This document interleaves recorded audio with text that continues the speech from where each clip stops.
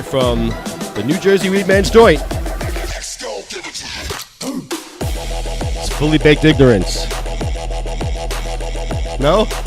That's pretty good, no? Come on, man. Fully baked ignorance? Ignorance, that's awesome. Get the hell out of here.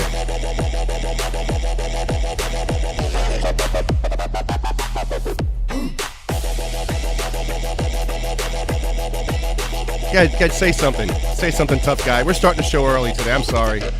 We got people from Kansas calling in. We got to start the show. Are you messing with me? I don't see Mattel written on your forehead. You don't look like a toy to me. Don't mess with me, William. I'm not. Don't you mess with me either.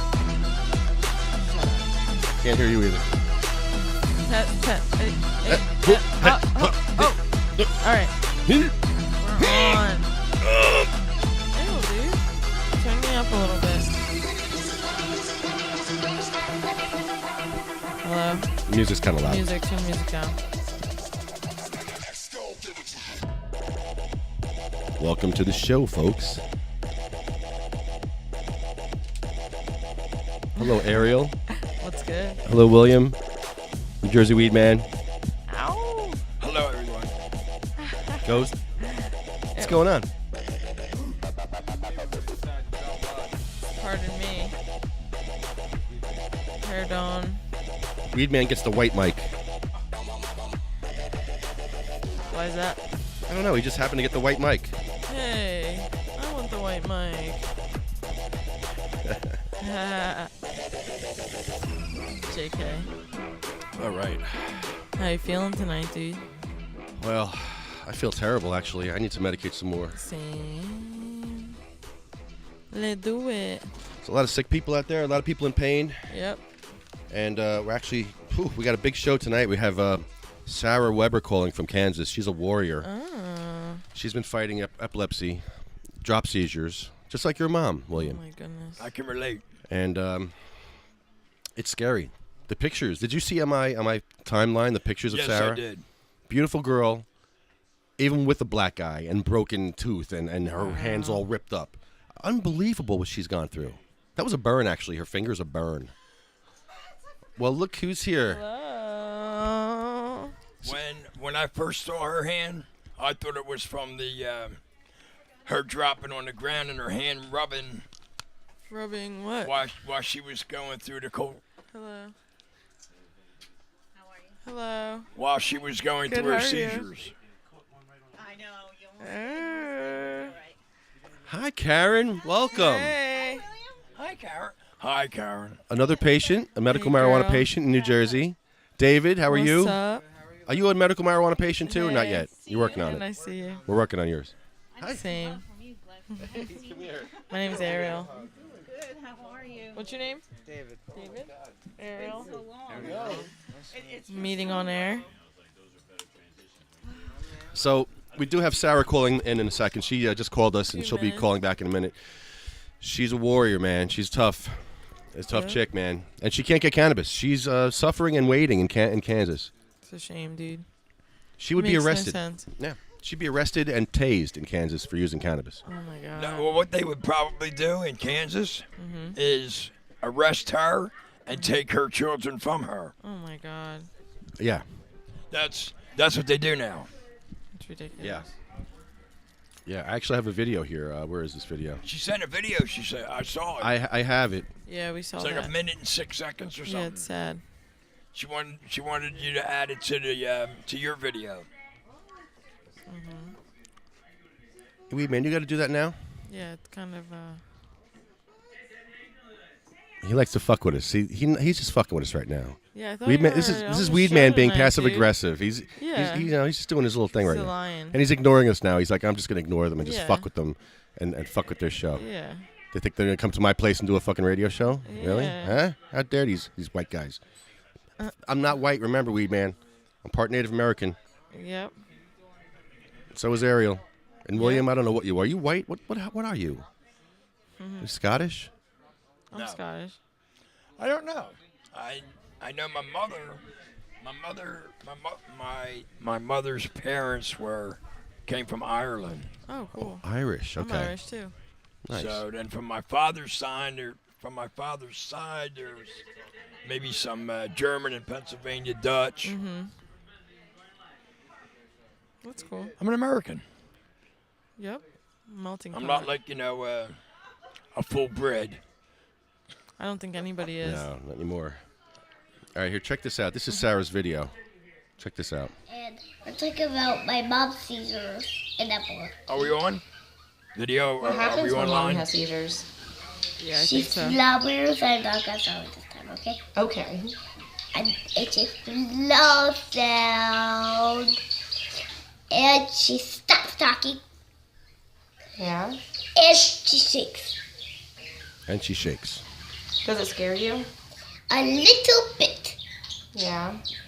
And one time it happened at school and Joy had to take care of you and just Sherry. Right, Mom? Yeah. People have to take care of me all the time, don't they? Yeah, like us. Yes.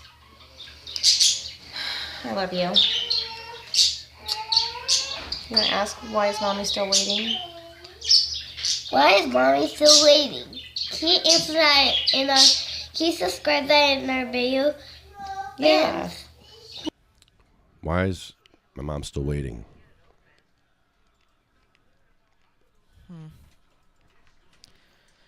Do we have to make videos of kids begging for their parents' lives? Do we really have to start doing that? Really? Yes. Is our society that screwed up that we have to do stuff like that? Yes, We have to we- shock people? Really?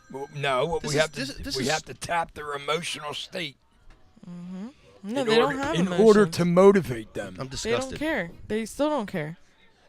They don't. They're soulless. You Truly. tap it enough, it will respond properly. That's true. Keep that dog out of here. Woof. Oh my gosh. Yellow. SativaCross. Hello, you're on the air. Hello. Oh, hold on. Hello. Oh, here we go again. Hold on. Yellow. Hold on. I thought this iPhone is supposed to be better, but it's really not. Hold on. It says we're connected, but I can't hear you. Oh. Hello? Yellow? Can you hear me now? Yellow. I hate my... Can you hear us now? how much more money do I need to spend on a phone for it to work properly? Seriously. $10 million. Seriously. Keep talking. Keep talking. Hold I'm on. trying to get you up One here. sec. Unbelievable.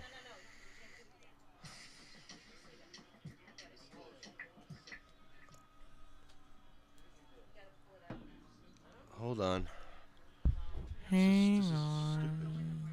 Bluetooth on. Who called in? I believe Sarah, right? Yeah, talk for a second, guys. I got to do this. Who called in? Sarah.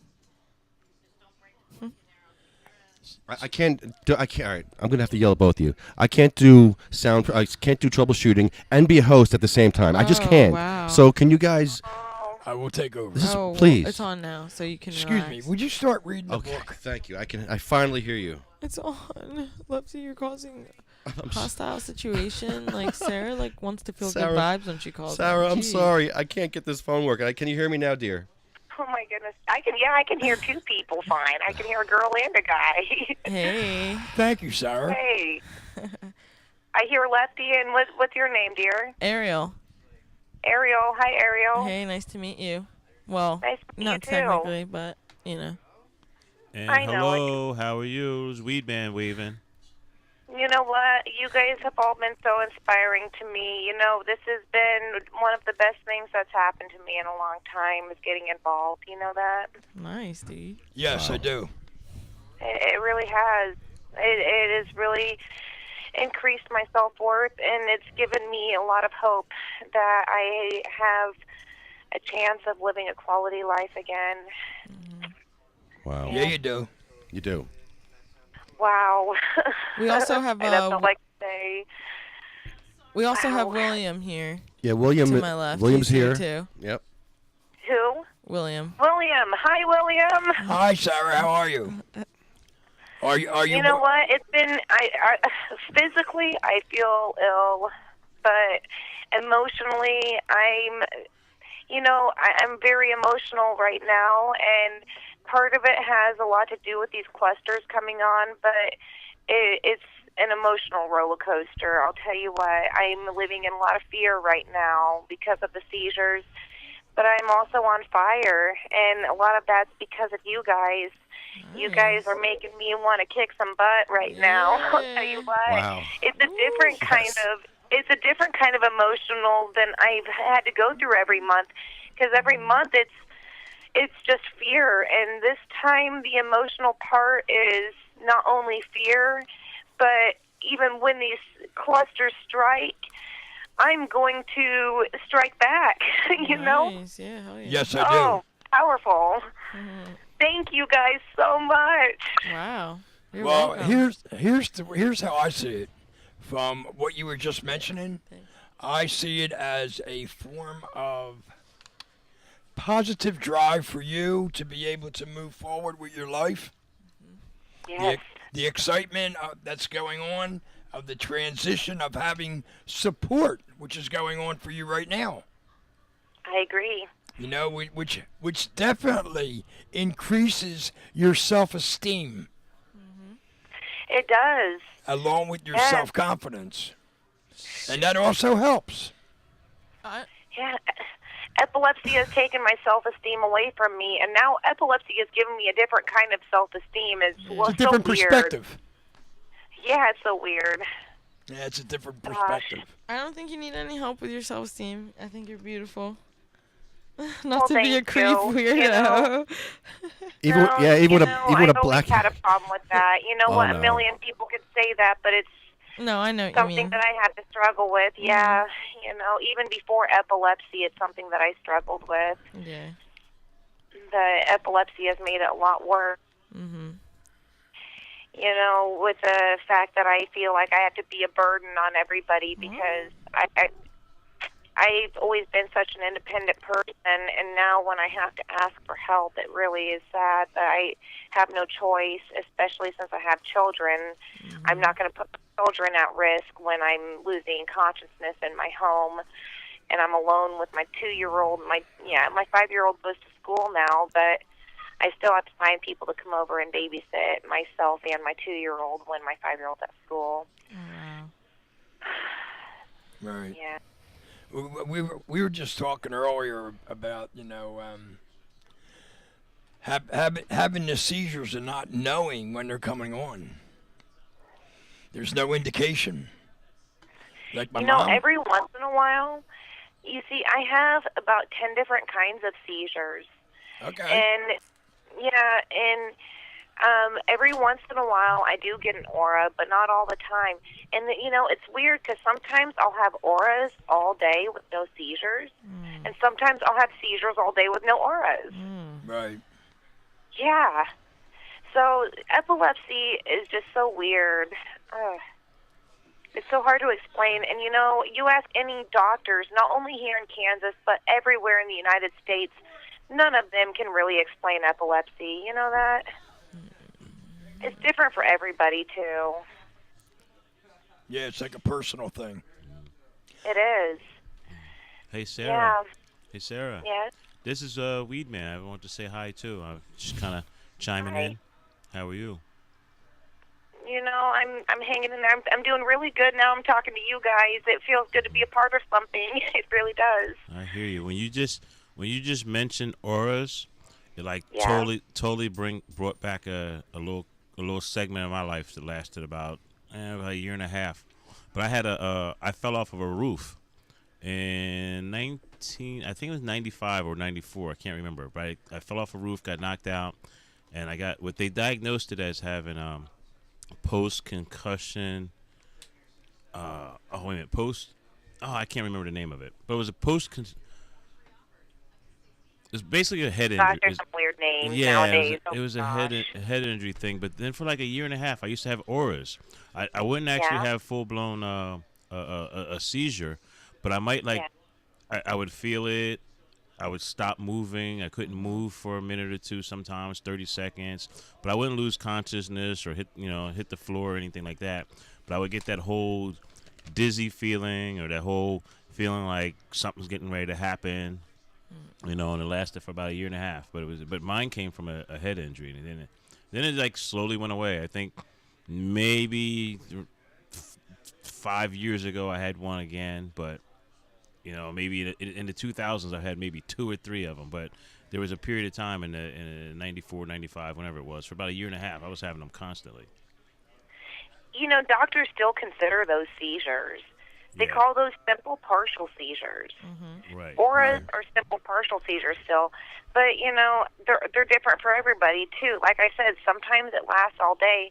But now that I'm describing these to a psychologist, they're trying to say that I have dissociative identity disorder, too. Oh my goodness. Wow. What is this that? is just recent. This is just in the past month. That's multiple. Isn't that multiple like personalities? Yes, it is. But I And don't that's think just you because have I'm that. telling them that all day long, I can't feel the inside of my mouth. This is basically how I'm describing the auras. I can't feel the inside of my mouth. I can't feel my own skin, Oh my and God. my life feels like a movie. And sometimes it lasts days. And that's what I thought. That's what I considered auras for the seizures. And I thought that the auras were just lasting all days. But now they're calling it dissociative identity disorder just within this past month. Oh my goodness. And they're trying to diagnose me with that now too. Don't let him. Don't listen to him. I- You have you know, to no, sometimes with them. If you have to. Sometimes they try and put all types of, try to diagnose people with the craziest shit. If you don't feel that way, don't. I feel like you it's know? just a big part of the epilepsy, and if Right. anything, Mhm. it's probably from having, okay, normally it's 20 seizures a month. This month I had 40 seizures. Oh my goodness. Are you using cannabis at Yeah. all? Can you use any cannabis or no? No, you know what? I was getting What? CBD oil online, and I was talking to my pharmacist today, and he told me, no, CBD is not legal in all 50 states, he told me. He said the stuff that you can buy at smoke shops and the stuff that you buy online, basically all it is snake oil. What? I don't know how true that is, but that's what he was telling me today. There is a scam going on out there. Yeah, profiteers. That's what he said. It's a big scam, it is. Mm-hmm. And that's probably why it never helped me. Yeah. Because since November, I've been trying to use CBD oil. I would just I would just medicate regardless. Honestly, What's that? I would honestly just medicate regardless. Yeah. I wouldn't even know where to start. The whole What, plant. go to the bar and start. Yeah, dude. I'm a believer in the whole plant. Right. Use the whole plant. Mm-hmm. I'm not one of the CBDers. Mm-hmm. And In that's true. November- There's a lot of fake ones out there. In November, I went to Colorado with one of my friends. She was moving to Colorado, and I asked her if I can go with her. Oh, nice. And I saw a doctor, and he said, well, you have to be a resident here for me to see you. Yeah. But I had seizures while I was in the office. Oh my And gosh. he said, you know what? I'm going to see you anyway. Oh wow. And he did see me, and he said, for a small girl like you, I would recommend not CBD, but he said gummies, not gummies, but edibles. Yeah. He said it was longer release in my body, Mhm. and he said he would recommend using higher CBD content and THC on a daily basis, and then use higher THC content for a rescue drug. Mm-hmm. Okay. Because right now I use 2 anti-epileptic drugs twice a day, and then I have 2 different rescue drugs when I'm having the cluster seizures. Oh my goodness. I have Klonopin and Ativan that I'm supposed to use when I'm having these clusters. Mhm. And all they do is they make me knock out. They make me fall asleep instantly. Yep. Thank you. Yeah, and so he basically said use the higher CBD content every day, and he said use the higher THC for a rescue drug. And he wrote me a prescription to grow 6 plants. Oh, while you were there? Or Yeah. at home? Oh shit. I Wow. know. That's cool. But he said I have to live here to use that prescription. Yeah. But he was encouraged. He said he really encouraged me to move there because he said I really need the whole plant. Yeah. Yep. That CBD only won't help my condition. He said I needed the whole plant. Well, that's how it is for a lot of patients. Like, the CBD just isn't enough. You need another compound to work with that to help you to be able to control the seizure. I mean, That's I don't exactly what he believe. said. I mean, the CBD seems to be working for a few people, but it's not working for everyone. Yeah. You know what I mean? Especially the intractable epilepsy. Apparently. Oh my gosh. You know what? The seizures, though, I was only there for 5 days. Okay. And, it was terrible. The altitude change messed with me so bad. I don't remember a whole lot, but I guess the girl that I went with, she was getting her red card, and we were at the DMC, and we were in line. There was about 200 people in line. But next thing I know, I'm sitting in a chair, and I'm looking around, and it's like, wow, why do I get the privilege of sitting in a chair and everyone else has to stand up? And she said, no, honey, you had a seizure. And I looked down, and I don't have any shoes on. She said, that's because you took your shoes off and you threw them across the room. Oh Wow. I'm like, oh, my God, damn it. Oh wow. So, yeah, and then that's another one where I busted my tooth out of my face. That tooth that you guys have seen busted out, I have busted that tooth out too many times to count. Oh wow. So did my mother. That is a fake tooth. The right side of my face, I don't have any teeth on that right side. Oh, I'm so glad that it doesn't show when I smile. I couldn't even. I tell. shattered all of those teeth. Oh wow, I couldn't even tell at all. Well, I'm so glad you can't tell when I smile. Yeah, even with a black eye and a busted face and all that, you're still hot. Don't worry. It messed everything up. My jaw locks up really bad on that side too. Every time I try opening my mouth, that jaw it locks up so bad. And Oh my God. yeah. You know what I was thinking about actually when you were saying that whole situation with like you would have aura I don't know auras you were saying. Yeah. It's kind of like it's kind of weird because it's like a trip sort of. Your body's like doing like a trip like Yeah. you're tripping like literally. Yeah, like having a trip. really. Mhm. It feels like an out of body experience. Mhm. And that's another reason why they're trying to state it as dissociative identity. Which it's epilepsy. Come on. Yeah. You know, I was diagnosed with that a long time ago, and now here this year they're trying to say it's dissociative identity, that my body is just turning into somebody else. They want to introduce you to more testing.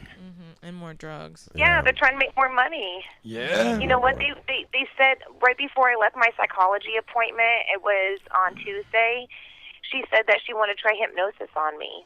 Wow. What do you guys think about that? What do I you don't think see why about not. that? It's yeah. That's What? the question. Yeah. What do you think about You're that? you're the one that has to do it. So what do you think? Oh, I like being me, and I don't know anything about hypnosis. I wonder if she's going to try to turn me into something else. I personally think like I wouldn't entertain that. I mean, I think it could be a positive experience, you know, because Yeah. there are some things, trapped places that, you know, you know what I mean? They do a lot of different things with like hypnosis and things like that. So it might help. I don't know. I need to do some more research on hypnosis. Yeah. You know Good what, idea. guys? I have a really close relationship with the Lord. Nice. As a matter of fact, last year I went to Haiti, Oh, nice. and I wasn't a medical refugee. I was the one that was helping other people in Haiti that were having medical problems. You know, I took medicine there, and I treated about 70 people a day with my doctor. It was just, it was amazing to be able to help these people that have, because all they have are witch doctors there in Haiti. Oh man. That's it? And yeah, that's it.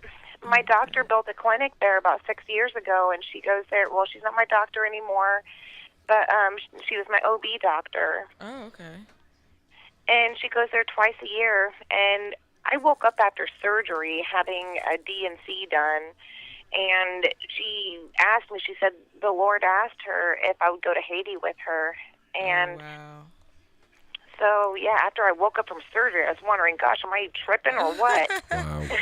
But so I went to Haiti with her, and it was an amazing experience. You know, if having epilepsy hasn't been humbling enough, Yeah. going to Haiti was very humbling, guys. Mm-hmm. Every time I look at every time I look at a drop of clean water, I think about how many people in Haiti would appreciate that little drop of clean water. You know, So true. and it was amazing. I forgot where I was getting to here, but Well, Sarah, I tell you, you inspire me a lot, big time. Oh, well, thank you. But no, you know what? I didn't have any seizures until I got to the airport on the way back from Haiti. That was trippy. What? Yeah, that was trippy. I'm really glad that it waited until I got home. Oh, wow. I can't believe Yeah. that. Wow. Oh. Listen to this. You know what? Listen to this. I was down in the dumps this morning. All right, I was bummed because I got my own pain issues and I got stuff I got to deal with.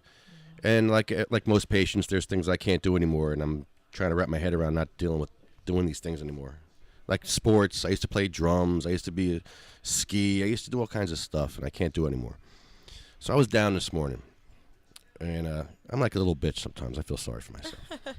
And another little bitch. And then you send me this PM, and you said something like, "Lefty, you're a badass." And you inspire me going to these police stations and doing what you do. And you just like kind of smacked me in the face. I was like, wow, what the hell am I feeling sorry for myself for? You know? And you kind of lifted me up there. I really appreciate that. Because coming from you, that means a lot to me. You know? I like this. I wish I could have been by your side when you were there. Oh, watching your video was crazy and awesome. Oh, I wish I could have been there. Were you there with him? No. Not yet. I'm not I don't have a card yet, so I medicate through Illegally. Okay. We're gonna get her a card though. Right. But hopefully. some of the videos might be a little offensive. I hope you don't take offense to some of them. No, not at all. Well, watch a few of them. You'll see. They're vulgar sometimes. Yeah, we get a little nasty. Okay, well, maybe I haven't seen any that were vulgar. Maybe I don't think they're vulgar because we're funny. Maybe. I've got the same you find them entertaining. you do. Yeah, we entertain you and well inform you. I don't think they're vulgar at all. Oh, thank you know what? I give you props. Thank you, Sarah. I wish I was right there next to your side, but you know what?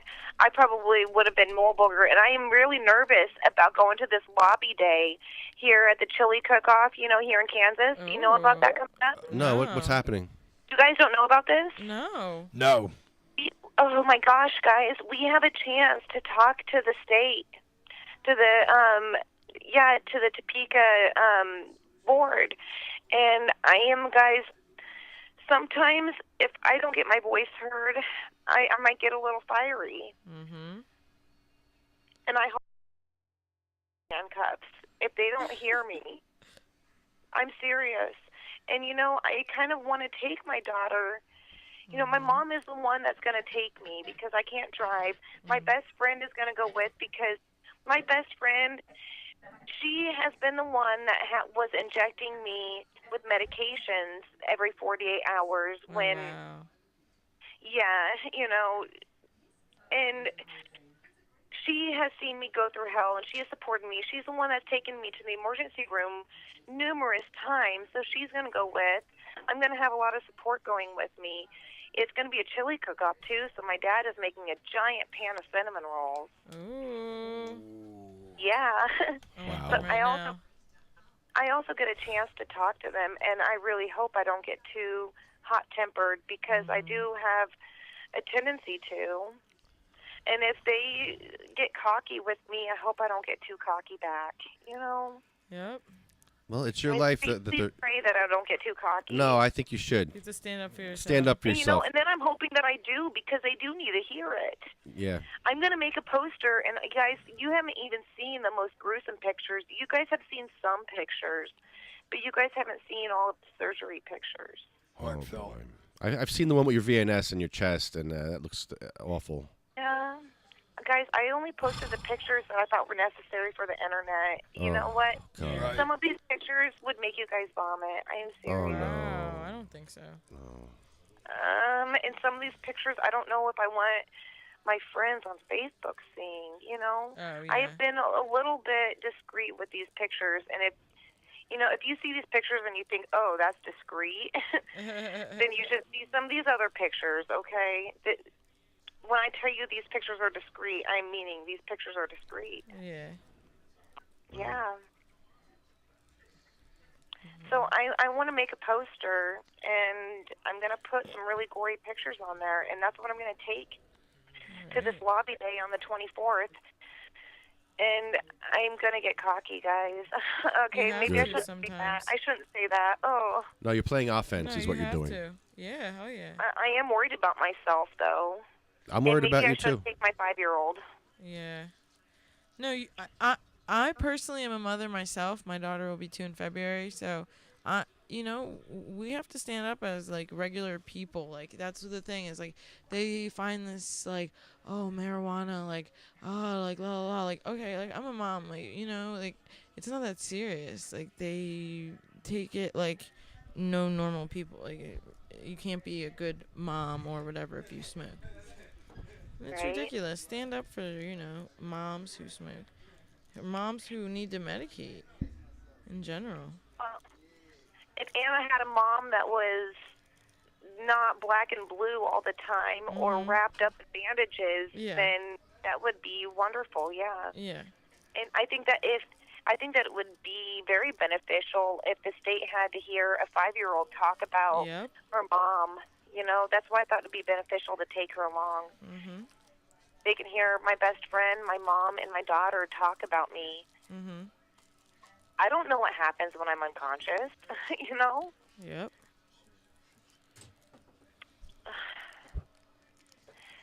No way to know. All I know is that every month, usually, okay, it's probably about 100 days out of the year, I am 99% sure that I'm going to lose my life. Oh wow. Yeah, That's insanity.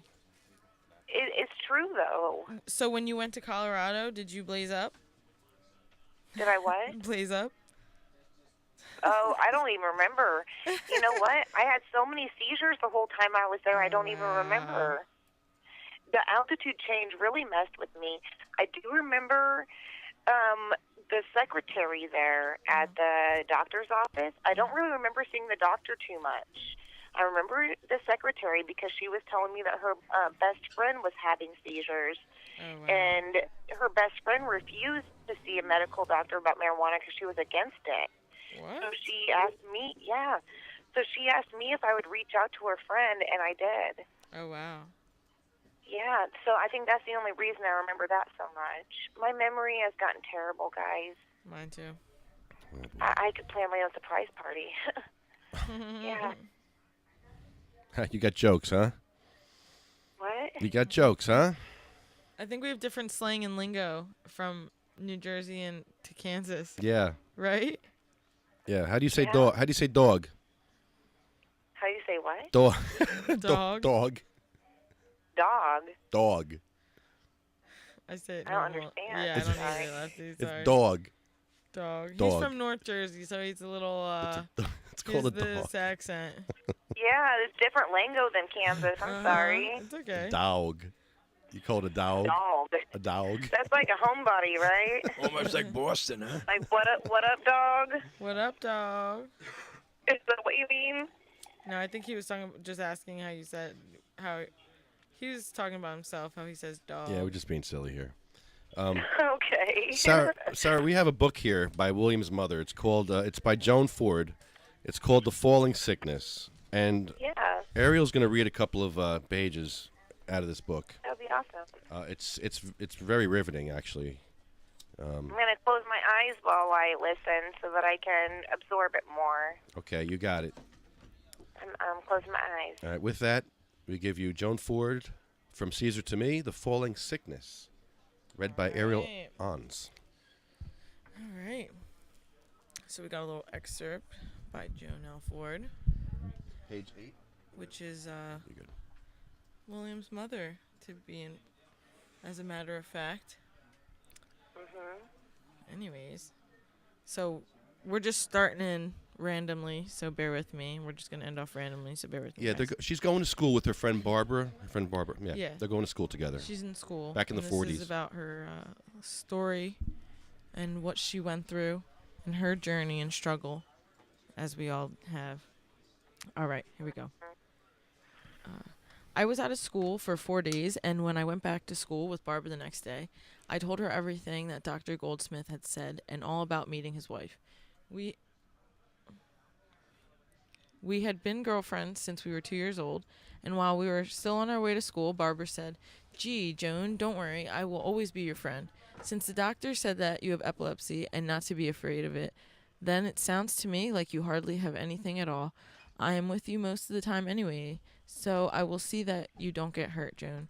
Thanks a lot, Barbara, but I just remembered that the doctor said not to worry about getting hurt when I have a spell.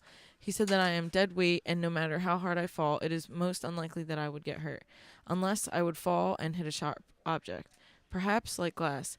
Barbara, wait until you hear what else he said. I could have an attack and maybe have a lump on my head or be black and blue, but I won't even know it, and it won't hurt. The only way that I would know that I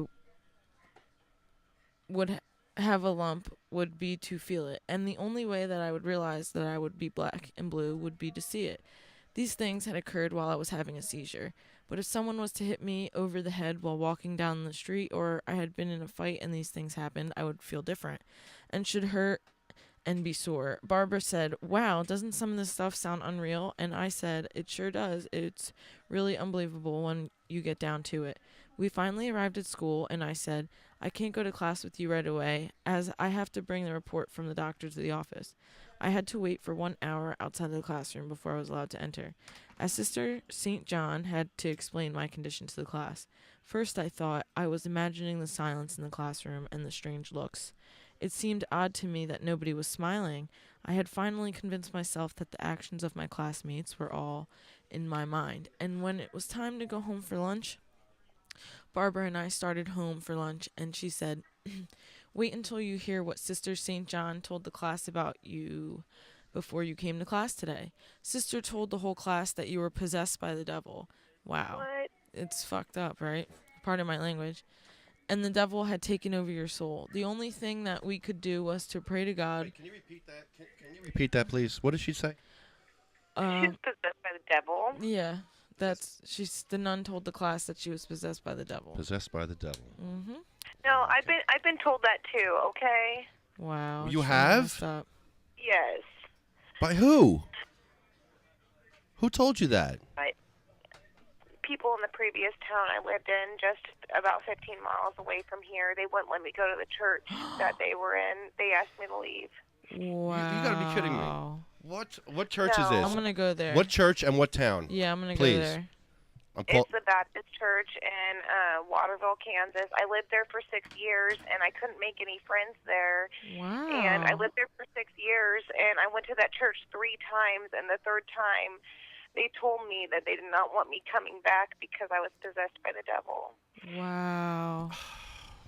I Yeah, cannot when the believe first that. time I went there, the first few times that I went there, I went by myself, and then the third time I thought maybe I'll take my niece and my nephew because maybe they won't talk to me because I'm not from this place. Yeah. And my niece and nephew are from here, so maybe if I take them, maybe people will smile at me and talk to me. So I took my niece and nephew, and this middle-aged couple came up to me and they said, "Hey, why do you keep coming back here? We don't want you here. Wow. We know about you, and you're possessed by the devil. We do not want you here." And Wow. I said, "Well, don't worry, I won't come back." I worked at the gas station about a block away, and I almost had a seizure and fell inside the grill.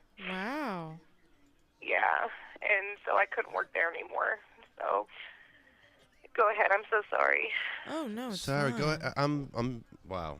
I'm blown away by this. I've heard that before too, that I was possessed by the devil, and you know what? I've actually believed it, and off and on, every once in a while, I feel like I'm possessed by the devil, and especially after watching, I've got one video of me having a seizure, and I actually look like I'm being possessed by the devil when I have seizures. So I've believed it before, you know. Yeah. It's like you said you were you know, you were a spiritual person. I am as well, so it's nice when you can actually talk to someone about something for once. So what I'm gonna say is like I'm sure you know the story of Job, like, you know, how he was tested by the devil through many, many, many things. And it's like, as humans, we are very, like, our bodies are very, you know, sensitive, vulnerable, things of that sort. And like, screw those people. You know what I mean? Like, like you should be help. Should rather want to help someone or like be there for them. Like, you know what I mean? Like, especially Ignorance is no excuse. especially as a person But of you know God. what? Now I remember what I was getting to when I started talking about Haiti. You know, I forgot where I was getting to, but now I remember I was talking about how I'm a spiritual person, and now I know. I used to think here, even maybe a month ago, I would feel like me having epilepsy is God's way of telling me that He doesn't want me here. No. But I feel like, you know, and you guys make me feel like this, and everybody else that's supporting me, and me being an advocate for this, it makes me feel like this is God's plan for me, is to help medical marijuana get legalized. Oh, I yeah. am not doing this for self-pity. I am doing this to help others. Yeah, of And this is course. God's right. plan for me. Raise awareness. You know what? This is what God's plan for me was all along. You know that? Because God knows that I'm a very spiritual person. God knows that I love people very much. God knows that I have a huge heart. And, you know, so this is God's way of using me as His servant. Because God knows that I am the perfect servant and the advocate for epilepsy and the advocate for medical cannabis. So that's where I was getting to when I started talking about Haiti. I just got distracted by talking about Haiti. I'm sorry. Oh, no. That's okay. But you reminded me now by talking about being a spiritual person. This is God's plan for me right here, right now, and I'm getting fired up. Even though I woke up feeling the clusters of seizures coming on, and I haven't had an appetite all day, I feel like I'm rocking back and forth all day. I started hearing voices earlier. I've been feeling the clusters hitting me already, but you know what? I'm not depressed. God is right by my side, and I know that God is using me as His servant to tell the world that we need cannabis as a tool, not only for me, but for everybody. Yes. It doesn't make any sense why we can't. Anyways, I'm gonna keep reading. I'm gonna finish Yes, this off real please. quick. Yeah, go Please. ahead. I want to hear more. Yeah. All right, here we go. Okay, so this is the nun continuing with what she's telling the class. The only thing that we could do was to pray to God for your soul, and we would all be better off not to go near you at all. Our teacher seems to think that you have been cursed by the devil, but Joan, I don't believe that at all. I have known you for a long time, and I know she's wrong. You can count on me still being your friend. As I think of you as a sister, everyone sees us together so much anyhow, and since we resemble each other, they always ask us if we are sisters. I said to Barbara, then it is true what happened in the classroom this morning, that nobody said hello or even smiled. Usually when someone has been out of school for a few days, our teacher welcomes them back and sees that the whole class welcomes them back. But this morning it was different. It seemed as though they looked at me when I entered the classroom and turned their heads away real fast, like they were afraid. Barbara, no wonder the class acted that way towards me, especially after the teacher lectured them like that. I guess the whole class was scared to show a kind emotion at all, since Sister St. John probably terrified them. When Barbara and I started back to school after lunch, she said that was a terrible thing for her to say, and most unchristian. Oh, I told my mother what the nun told about the class about. Did I already read? All right, having a little moment there, and when Joan, My mom also told me that when it comes to epilepsy, somehow most people are ignorant and really think that the devil is in you and you are cursed. But these people just don't know any better. My mom said that any other time I should listen to the teacher, as she is trying to give me good training. However, this time what sister said was not only wrong but untrue, and I am not to pay any attention to what she said. Also, there is no sense in talking to people when they have these beliefs, because they won't listen to anyone, as they are just narrow-minded. My mother said you don't have anything contagious, and there is nothing wrong with you or anyone else who has a seizure. That when they come to, they are just the same as any normal person. Therefore, I am to be your friend, and if you have an attack in front of me, then I am to stay with you and help you.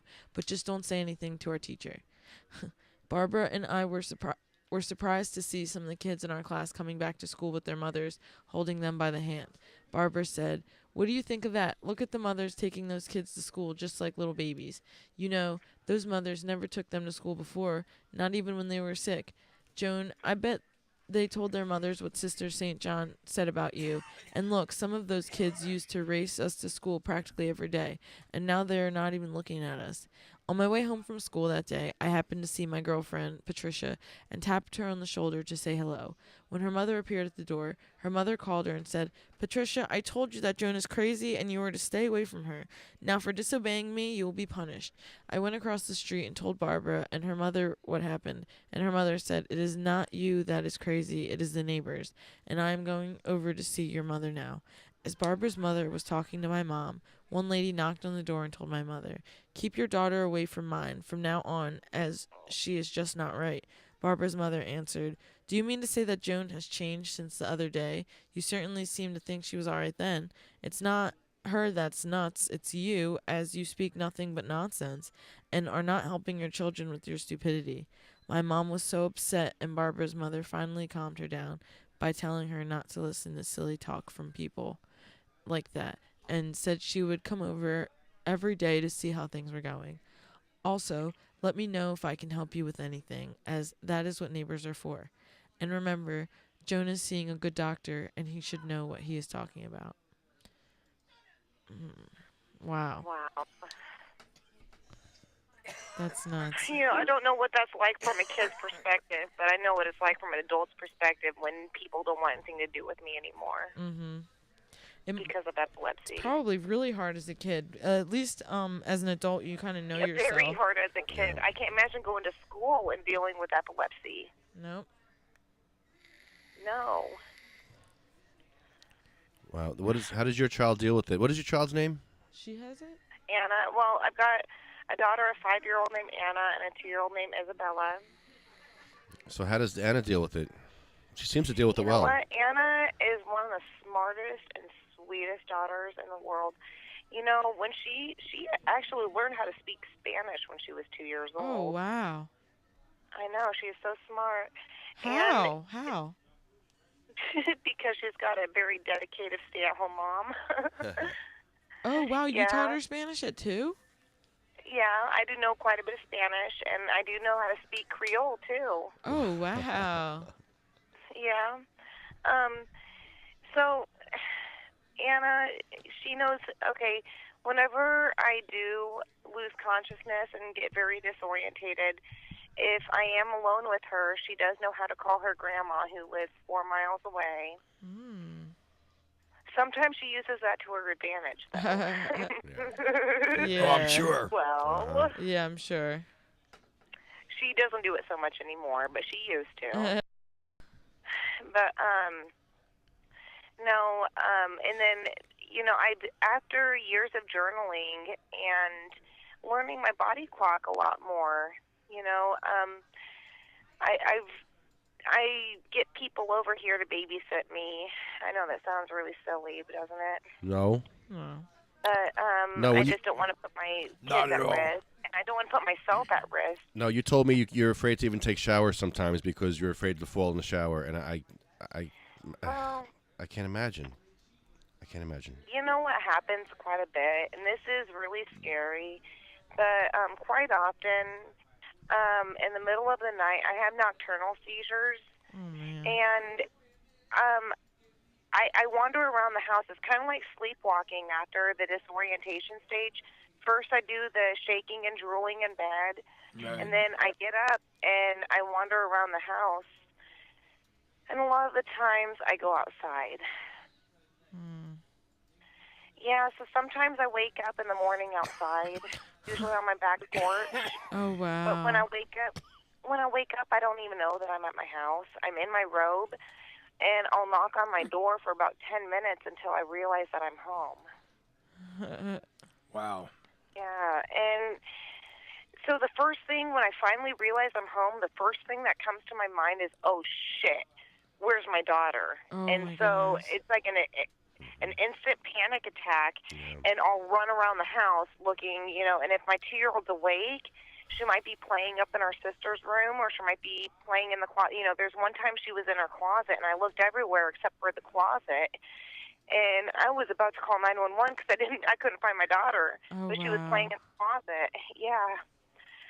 I mean, it's a panic attack when, for like the first 10 minutes, you wake up outside and then, you Yeah. don't know where you're at for a while, and then you don't know where your daughter is for, Yeah. it's a good half hour altogether. But Mhm. she's playing in the closet the whole time. But, and that's quite a bit that happened. I really don't know how much I like talking about that because I'm afraid I'm going to put myself in a bad position by saying that. But, when I do know that these clusters are hitting, I make sure that I have somebody over here babysitting me. Mhm. Because, okay, You first, have it's to. usually, yes, I do. And I do have a very strong support system, guys. I've got very wonderful friends that love me. Mhm. Yes, I That's good really to do. know. And and family, if I need anything, I know that I'll have a babysitter here instantly. Mhm. More for me than my children. I know it sounds sad, but it's true.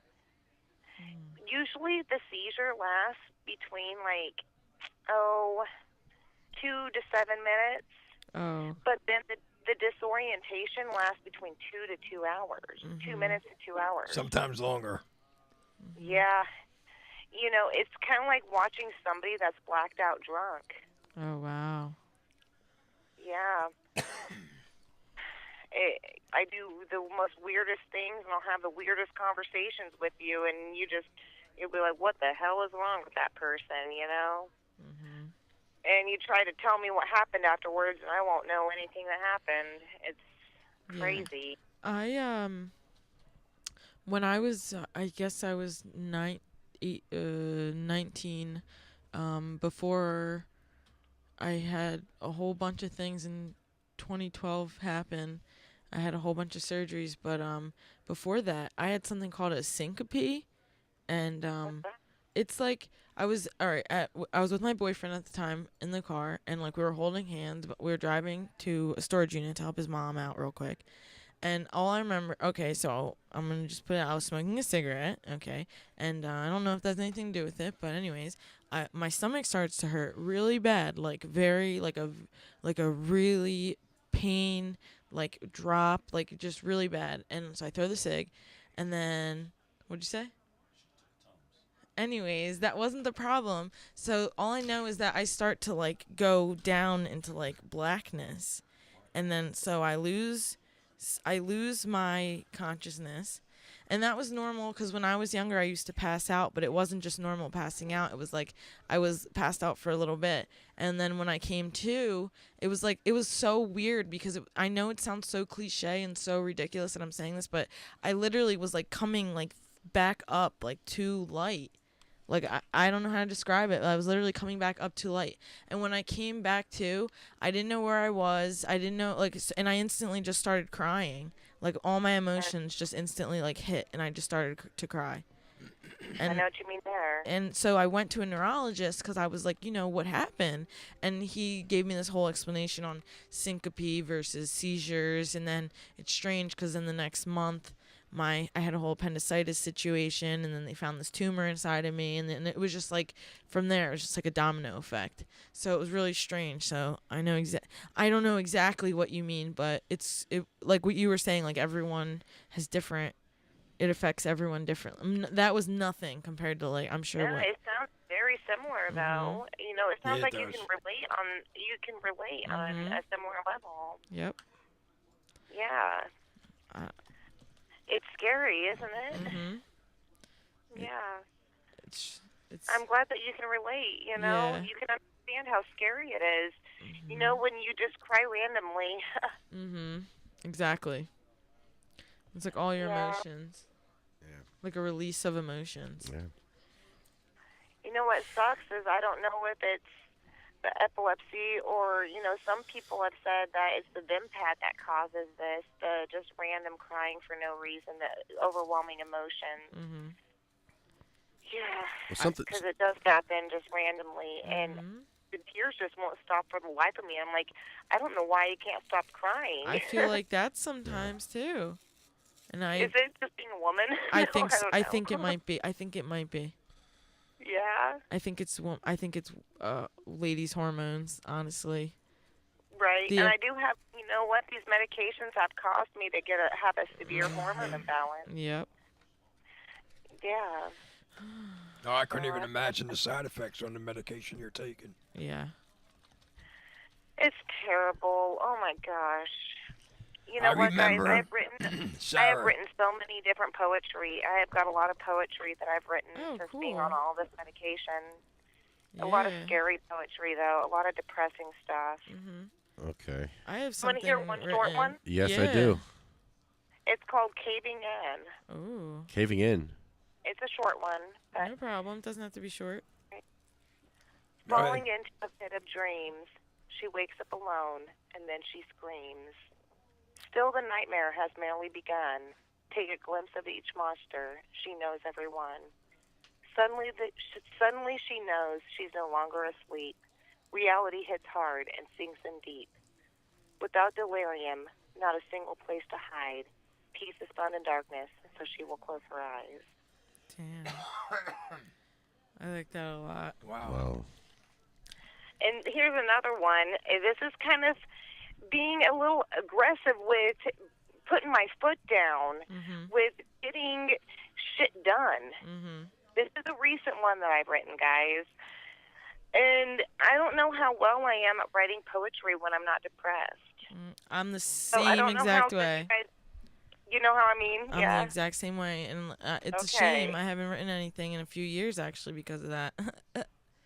Well, it means you're not depressed, right? Uh-huh. Yeah, it used to be my one, like, very creative vice I used to do. All right. Well, this is something that I've written just about like the state legislative, okay? Mhm. And I don't know how well you guys will like this because, like I said, I'm not depressed. We'll like it, regardless. All right. Nobody has heard this yet. This is going to Ooh. be the first time I've shared this. This is Okay? a first Oh, wow. on the air. SativaCross exclusive. Ooh. There you go. What? SativaCross is the name of the podcast. Ignorance is no excuse is its title. And right now you're a guest, and you call, and we're talking to you live on the air. Talking to That's Sarah fine. That's fine. It's called I'm Breaking These Bars. Oh. by, There you go. by Sarah Weber. Okay, by Sarah Weber. I'm breaking these bars. I'm crashing through, and there is nothing you can do. Ooh. With each passing day, I've become stronger, and I won't be imprisoned by you any longer. Ooh. I'm speaking my mind and standing on my own as I knock you down from your arrogant throne. I'm breaking these bars, I'm crashing through, and now it's me walking all over you. Ooh. Burn. Wow. Damn. I So, like that. Sarah, I was going to share with you. I remember when my mother had a seizure, and we had to spring into action and put her pocketbook under her head and roll her on her side, and try to fight off adults that wanted to come forward and put stuff in her mouth, thinking she was going to swallow her tongue. Yeah, they used to do Oh, that. God. You can't swallow your tongue. It's Listen, impossible. listen. Look. I know that. You know that. They don't know that. Yeah. Okay. No, you know what? But most people think that. Yeah, but what I'm saying to you, Sarah, was me and my brother trying to protect our mother from the crowd. I hear that you. wanted to- I hear you. You know what I mean? But these are some It's of fear. It's fear. She No, told this you. is- She this told is you some- don't do it. This is some of the experiences that I experienced living with a woman who has epilepsy. I know, but you know what? You could hurt yourself worse by doing that. You know how many people I have bitten by people trying to do that to me? Yeah. Yeah, I've hurt other people severely. Oh, You know wow. what? Nobody Yeah. ever put anything in her mouth. It was just the fact that they wanted to come forward and do it. Yeah, I hear you. I'm sorry. That's Go okay. ahead. But it was, and then you're sitting there watching TV, and then they're showing you the cowboy movies with the lynch mob. So then all of a sudden you're looking at the lynch mob with the association of the two. What's a lynch mob? Well, the lynch mob, To lynch you. they would come with the Hang the you up. rope, and they wanted to hang you up. So there used to geez. there used to be a lot of that on cowboy shows I think. when I was young growing up. Hold on, William. I actually What a think. coincidence. Wait, hold on, Sarah. When I say this, I'm not making fun of you. This is, I guess, humor. But now I think I understand where the saying "we're not in Kansas anymore" came from. Because it's funny, like all the slang we're saying and like the lynch mob. Like you know, I'm not making fun of you. It's just like, what's a lynch mob? Like I guess we're gritty. I've Sarah? never heard of a lynch mob. A lynch mob. really? Yeah, the lynching when they used to lynch. Really? Yeah. I've never heard of it. They used That's where the saying is Yeah. coming from. They I used to think. lynch black people in the South. They used to lynch okay, them, see? and a mob would It form, is In totally Kansas different where I live. anymore. and that's what it would. That's what it was. And William, North stop. Enid, Kansas. I'm Or- not making fun. I'm sorry. Or they wanted to go to the jail where the sheriff had one of the prisoners, and then they wanted to hang them up. Yeah, that with too. pitchforks and stuff. Yeah. Hey. You know, but the point that I'm getting at is the awareness of epilepsy. People need to know that it exists because they do not know that it exists. Yeah. You know what, though? Most people are afraid to even speak out. And you know what? I've been afraid to speak out. I've had this for over 9 years, and this is the first time I've actually been open to speaking out. And I'm just imagining all these other people. Yeah. I've been too afraid. One of my biggest fears was, maybe my kids will be taken away from me because I have seizures. But Right. no, that's not possible because I have a wonderful support group that comes and helps me when I'm having seizures, and their father is still at home with us. Oh, okay. Right. So you're That fine. can't happen. No. Yeah, and another thing is, well, what if people judge me because I want what's best for me? Well, that can't happen.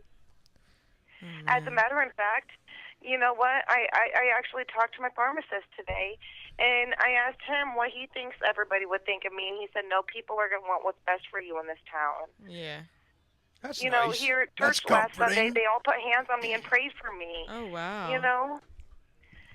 Oh, wow. So I would definitely hope that anything that would be best for my medical, benefits, they would support, and not judge, especially if it's the church that I've been going to,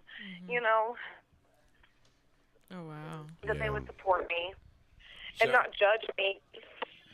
Yeah. It's a shame, but people do it all the time, and it's crazy. How far is Kansas? They do from- it all the time. My mom actually just posted that picture, of me with the black eye. Right? Oh, wow. And about cannabis, and my grandpa posted something about it, about relating marijuana to LSD, putting it in the same category as LSD. My grandpa, Wow. That scheduling. very, maybe. very ignorant. I think that's a scheduling. Yeah. And it's like, hey, there's nothing wrong with it. Nothing wrong with little Lucy. Well, I called my grandma today. My grandpa was outside working in the shop, so I called my grandma and I talked with her about medical cannabis for a while, and she didn't know anything about it either. So she was very moved by what I have told her, and I asked her if she would sit down and do some research with my grandpa, because I told her he is looking like a fool on there, Yeah. especially with his spelling, because he don't know how to spell with a crap. Can you show him the? Can you show him the still waiting video? Huh? My grandpa? Yeah. I posted it on my wall today. You know what? Yesterday was my first time ever posting anything about cannabis Oh, on my wall. wow. Wow. I know. And and you know what? Today I posted more about cannabis on my wall. I'm going to continue to do it too because, like I said, I'm inspired. And now, if anybody wants to judge me, I don't care. Right. This is my life. When I am 99% sure that I'm going to die every month, I don't care if they're going to judge me. I wouldn't. I feel that. Hell no. That's right. Hell no. Screw that. Not worth it. And like I said, I think that God is using me as his servant right now. Mhm. I'm a very spiritual person, like I said, and this is God's way of using me. I agree. Me having epilepsy like this, not only using me with this, but I have also been a part of other support groups for about 3 years, not with cannabis, but just with epilepsy. And I have had people tell me that I'm their hero because I am very positive. Uh-huh. You inspire Yeah. and you don't even know it. Yeah, you inspired me. Well, thank you. I Sarah, appreciate that. Sarah, you inspire and you don't even know it. Oh. Well, the last thing I want is for people to pity me, okay? And that's one thing that when I post those pictures, I don't want people thinking that I'm trying to seek a pity party because that's the last thing I want. I pity our adversaries. You know what I mean? I would mention that. This is no pity party. This is my reality. Exactly. You know what I mean? But when I'm going through that reality, I hide myself from everybody. I don't let people see that side of me. I wait until I'm strong and better, and then I let them see that strong side of me. The point is, you're already strong. You have a strong constitution. You know, you are a strong person, and you're emotionally charged, which motivates you.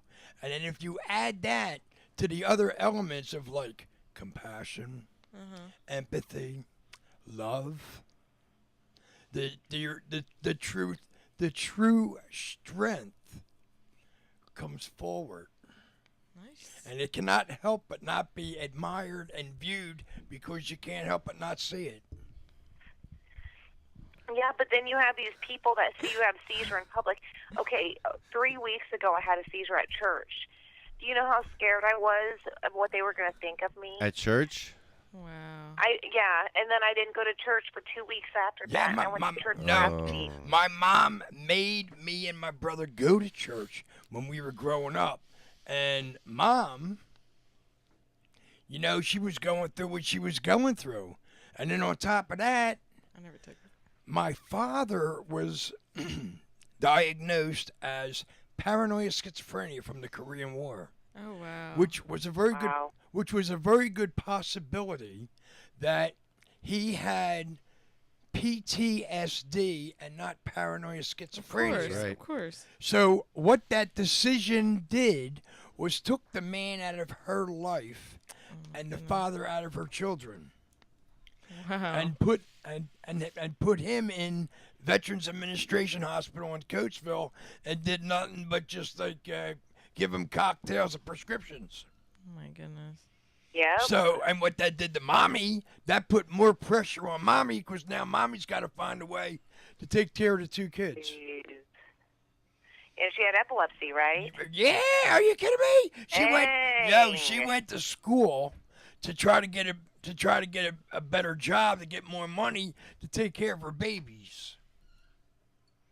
Yeah. And then Mommy was denied work because of her seizures. Mommy was never allowed to drive. The only way we ever got around through what they call public transportation. You're lucky you have that available, though. What? We don't have that here. Oy. All I'm sharing with you, Sarah, is Yeah. a No, child. that sounds like hell, man. All I'm sharing with you is a child's perspective looking at a parent with epilepsy. That's all. That sounds like hell. That's all I'm sharing with you. Wow. I'm sharing nothing else but my Do perspective. you hold any resentment towards your parents I have one with my father. for his illness? Well, no. Well, it seemed like when I would see him, he was always trying. It seemed like he was always trying to manipulate. Oh. And I didn't understand then that what he was trying to do and what he was struggling with was his own personal identity. Oh wow. Yeah. You know what I'm saying? And that's what I saw. Okay. And I'm the oldest child, and mommy wasn't supposed to have children. And then I looked at my life not so long ago, and I looked at my parents, and I was like, damn, man, they were like two dead batteries trying to start a car. Gosh, and it's really sad to try to raise children like that. Yeah. But I It mean, makes me want to. all I'm sharing with you is me. And my perspective with my situation, with my association of someone with epilepsy. Yeah. That's all I'm doing, Sarah. I'm not doing I nothing know, more and and- nothing less. You know, I'm just trying to help. I'll tell you what, I try as hard as I can with my babies, and maybe sometimes I try too hard because I do feel like sometimes I push it too hard. You But gotta, I feel like you gotta I do push soft myself sell. hard. You have to do soft sell. Sell it, I but think I softly. try to prove it. I try to prove my self-worth to myself more than anyone else, Well, that's the only way. You should be comparing you to you anyway. right? See, the minute you compare you to somebody else, you're either gonna be inferior or superior. You're not gonna be I'm trying- equal. but you You're know not gonna what? be even, but you will be if you compare yourself to yourself. Because then the only one you gotta take care of is you. Yep. Another thing, though, is I need to quit trying to compare myself to the old me because I'll never be the old me again. Yeah. You know, I started excuse having me. seizures when I was 18. I'm confused. I know that feeling. What are you What's- confused about? Old me. I mean, The old me? I'm- the me I I'm- was before well, I started having seizures. Well, what I'm thinking You know how right much now, I was capable. right? But now, you know, Guys, it's, I don't know if you know this about me. I know it's about an adjustment. I mean, we have to adjust to what's going on in our world in order for us to exist, survive, and live. Evolution. That's all. I mean, I'm That's just how I see sharing. it. I'm just sharing me Yeah. and my mom's story, and that's it. No, and that's a beautiful story. You know, your mom sounds like such a warrior. You know that? Oh, thanks. And Or maybe you might want to get the book when I get it done and put it on an ebook. I would love the book. Please. How Oh, many do you have? I'm in the process. I'm in the process of trying to do that now. It might be a few Oh, months. my goodness. Yes. But I mean, we're talking this woman over 41 years ago, she penned a book to raise awareness of for epilepsy. Wow. Sarah, I can always. 41 years ago. I'll always copy the what's pages what's so for you. bizarre about it was it wasn't until after Jaden David in 2012 and Dr. Sanjay Gupta in August of 2013 with weed and the association of the marijuana and the epilepsy. And it was only a couple of months after that I went on the hunt for the book. Wow. Because it's time to tell mommy's story. Simple as that. You rock. Well, thank you. Well, Sarah, it's only 67 Rock. pages. You are such an amazing man. You know that? No, I'm not that amazing. I want you to know that, yes. Well, thank you, are. but I'm not that amazing. Yeah, you are. I'm one. Oh, come on. Give yourself some credit. yeah, you Listen, are. do Yes, that. you are. Excuse me, do that. I do give myself some credit. I have an ego. You have no idea. No, and you know what? For me, give yourself some credit because I am an advocate of epilepsy. I have epilepsy myself. So for me, I know you this is are, great that we're talking this. This is great you able Yes. to talk in. Not only Yeah. for This your is mama, great for therapy. me. This is amazing, actually. This is great therapy It is. for you and Because, me. you know, your mom is going to inspire me and so many other people. Not only your mom, but you. Your mom is the stem from it, but you're the one that is reaching out. You know that? I'm just a plug. What? Wait, what? You're what? I'm just a A plug plug? to the wire, to the outlet. A very important piece. Okay. You can work it without the plug. I hear you. Well, I was just trying to throw an analogy out there. That's all. Wireless now, Willie. It wasn't. and you It know wasn't. what? I'm not But you making know a what? good It wasn't a point good. by saying, it hey, you wasn't- can't use it without the plug. It wasn't a good word at the moment. Oh boy. Yeah. Anyway. I'm Well- glad, I'm glad you. Well- You know what? You sound better. Yeah.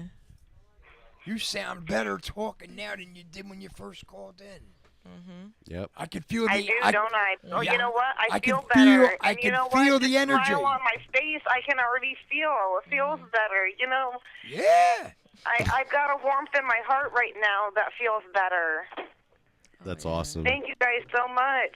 You know, Oh, I'm yeah. probably Thank you. Thank better you, yeah. too. Thank you for calling in. Yes. Thank you so much. Are you guys ready to end the call? Are we ready to end the call? I don't care. Oh, We can no. keep going if you Oh, want. no. Yeah. I'm not ready to end. I'm Yeah. just, you guys were talking just like got you were started. ready to end. Yeah. Oh no, we're just saying thank you.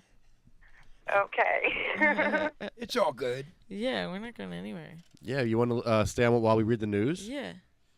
I'll stay along. You know what? The kids are being good. They're all watching movies inside. I just went Aw. inside a second and go to check to see how things were going. I'm Everybody's taking chilling there, so. Sarah, I'm taking a trip to Kansas with my daughter Micah. You ready? We're Really? gonna meet you.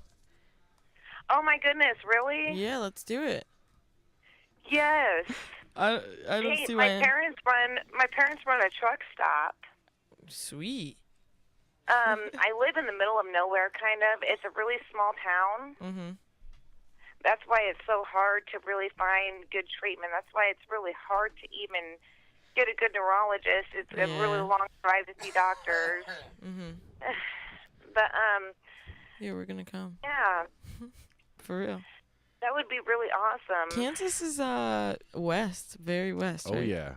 Southwest. Southwest. So by like Nevada, What state are you near? New Mexico. I live by Nebraska, kind of. Oh, sweet. Yeah, like northern Kansas. Cool. Wow. Road yeah, trip. where are you guys? New Jersey. And I don't know how far that is.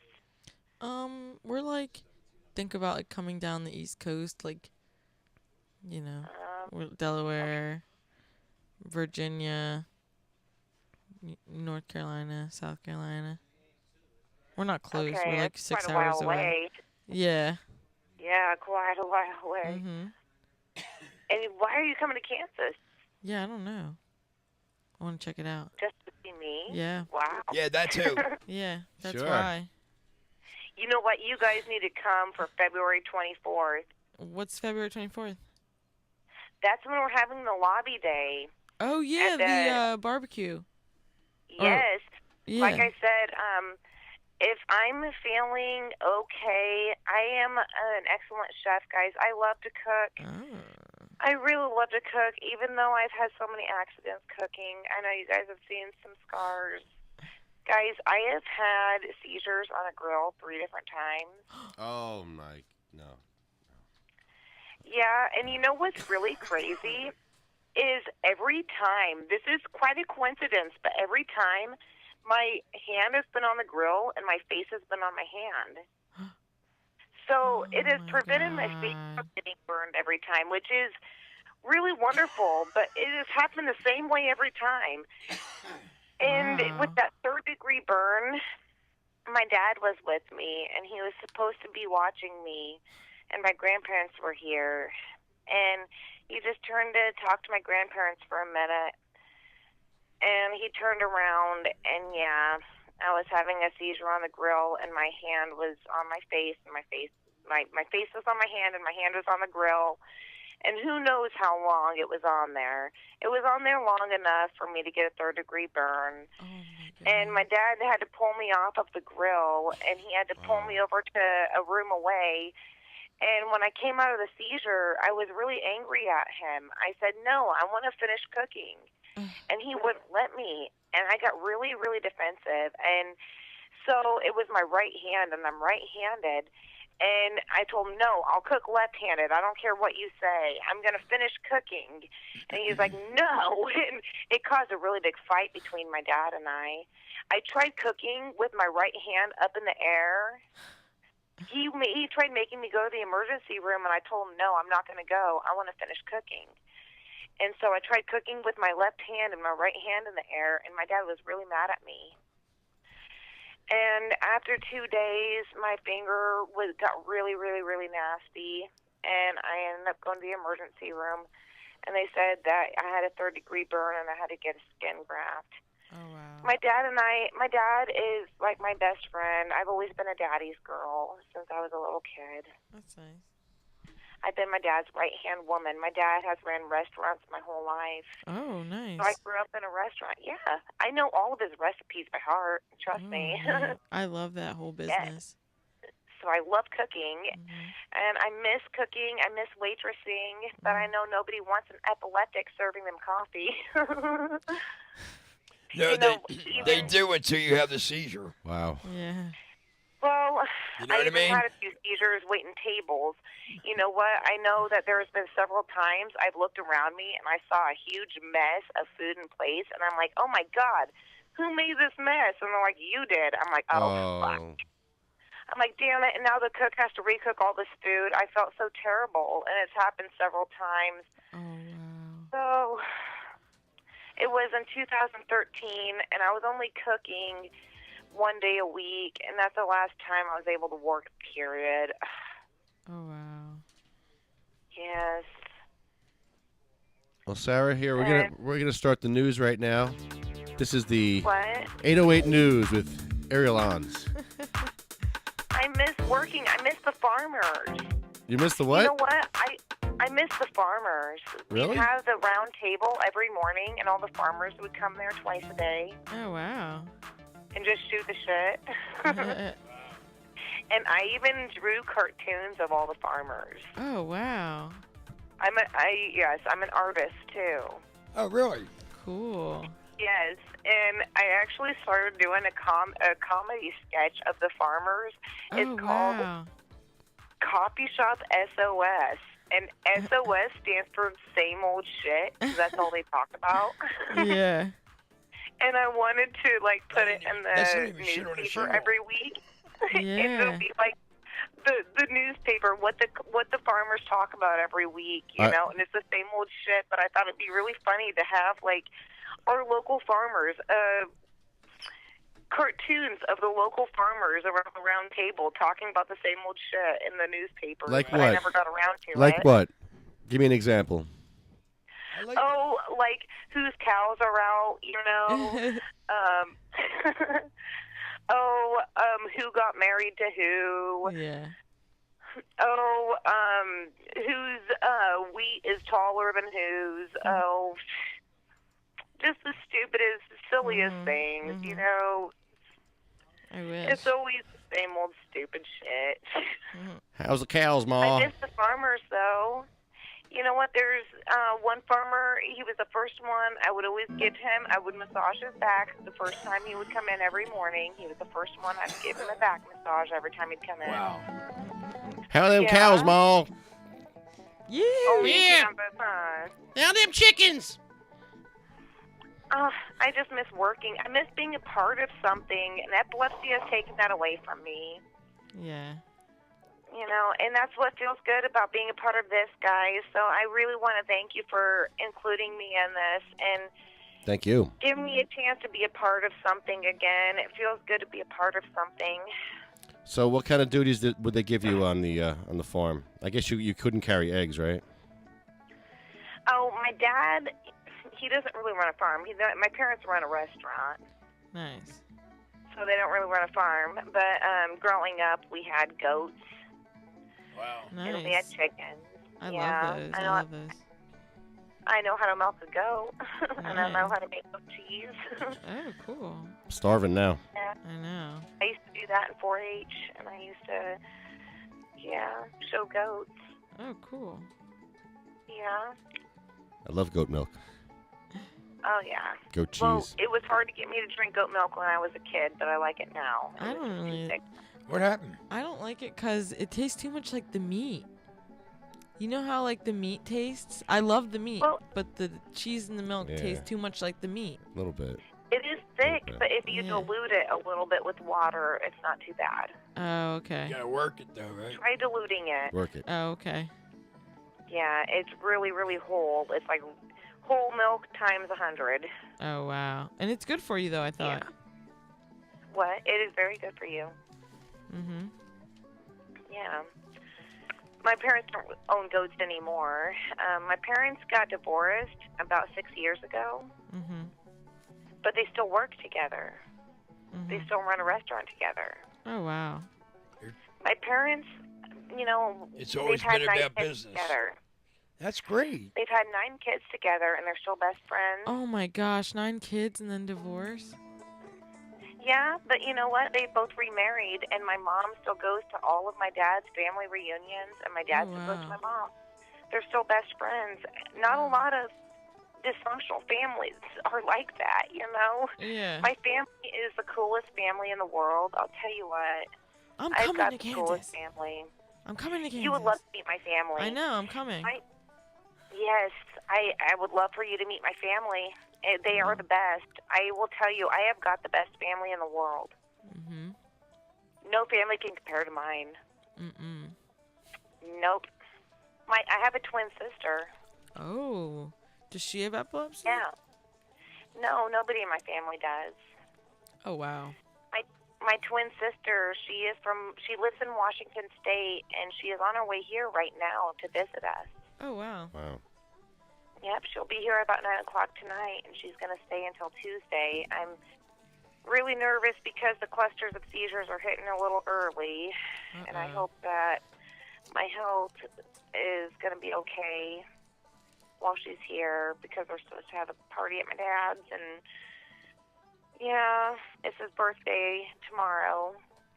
Tell me we all said happy birthday. Yeah. Yes, Cool. it's my dad's birthday.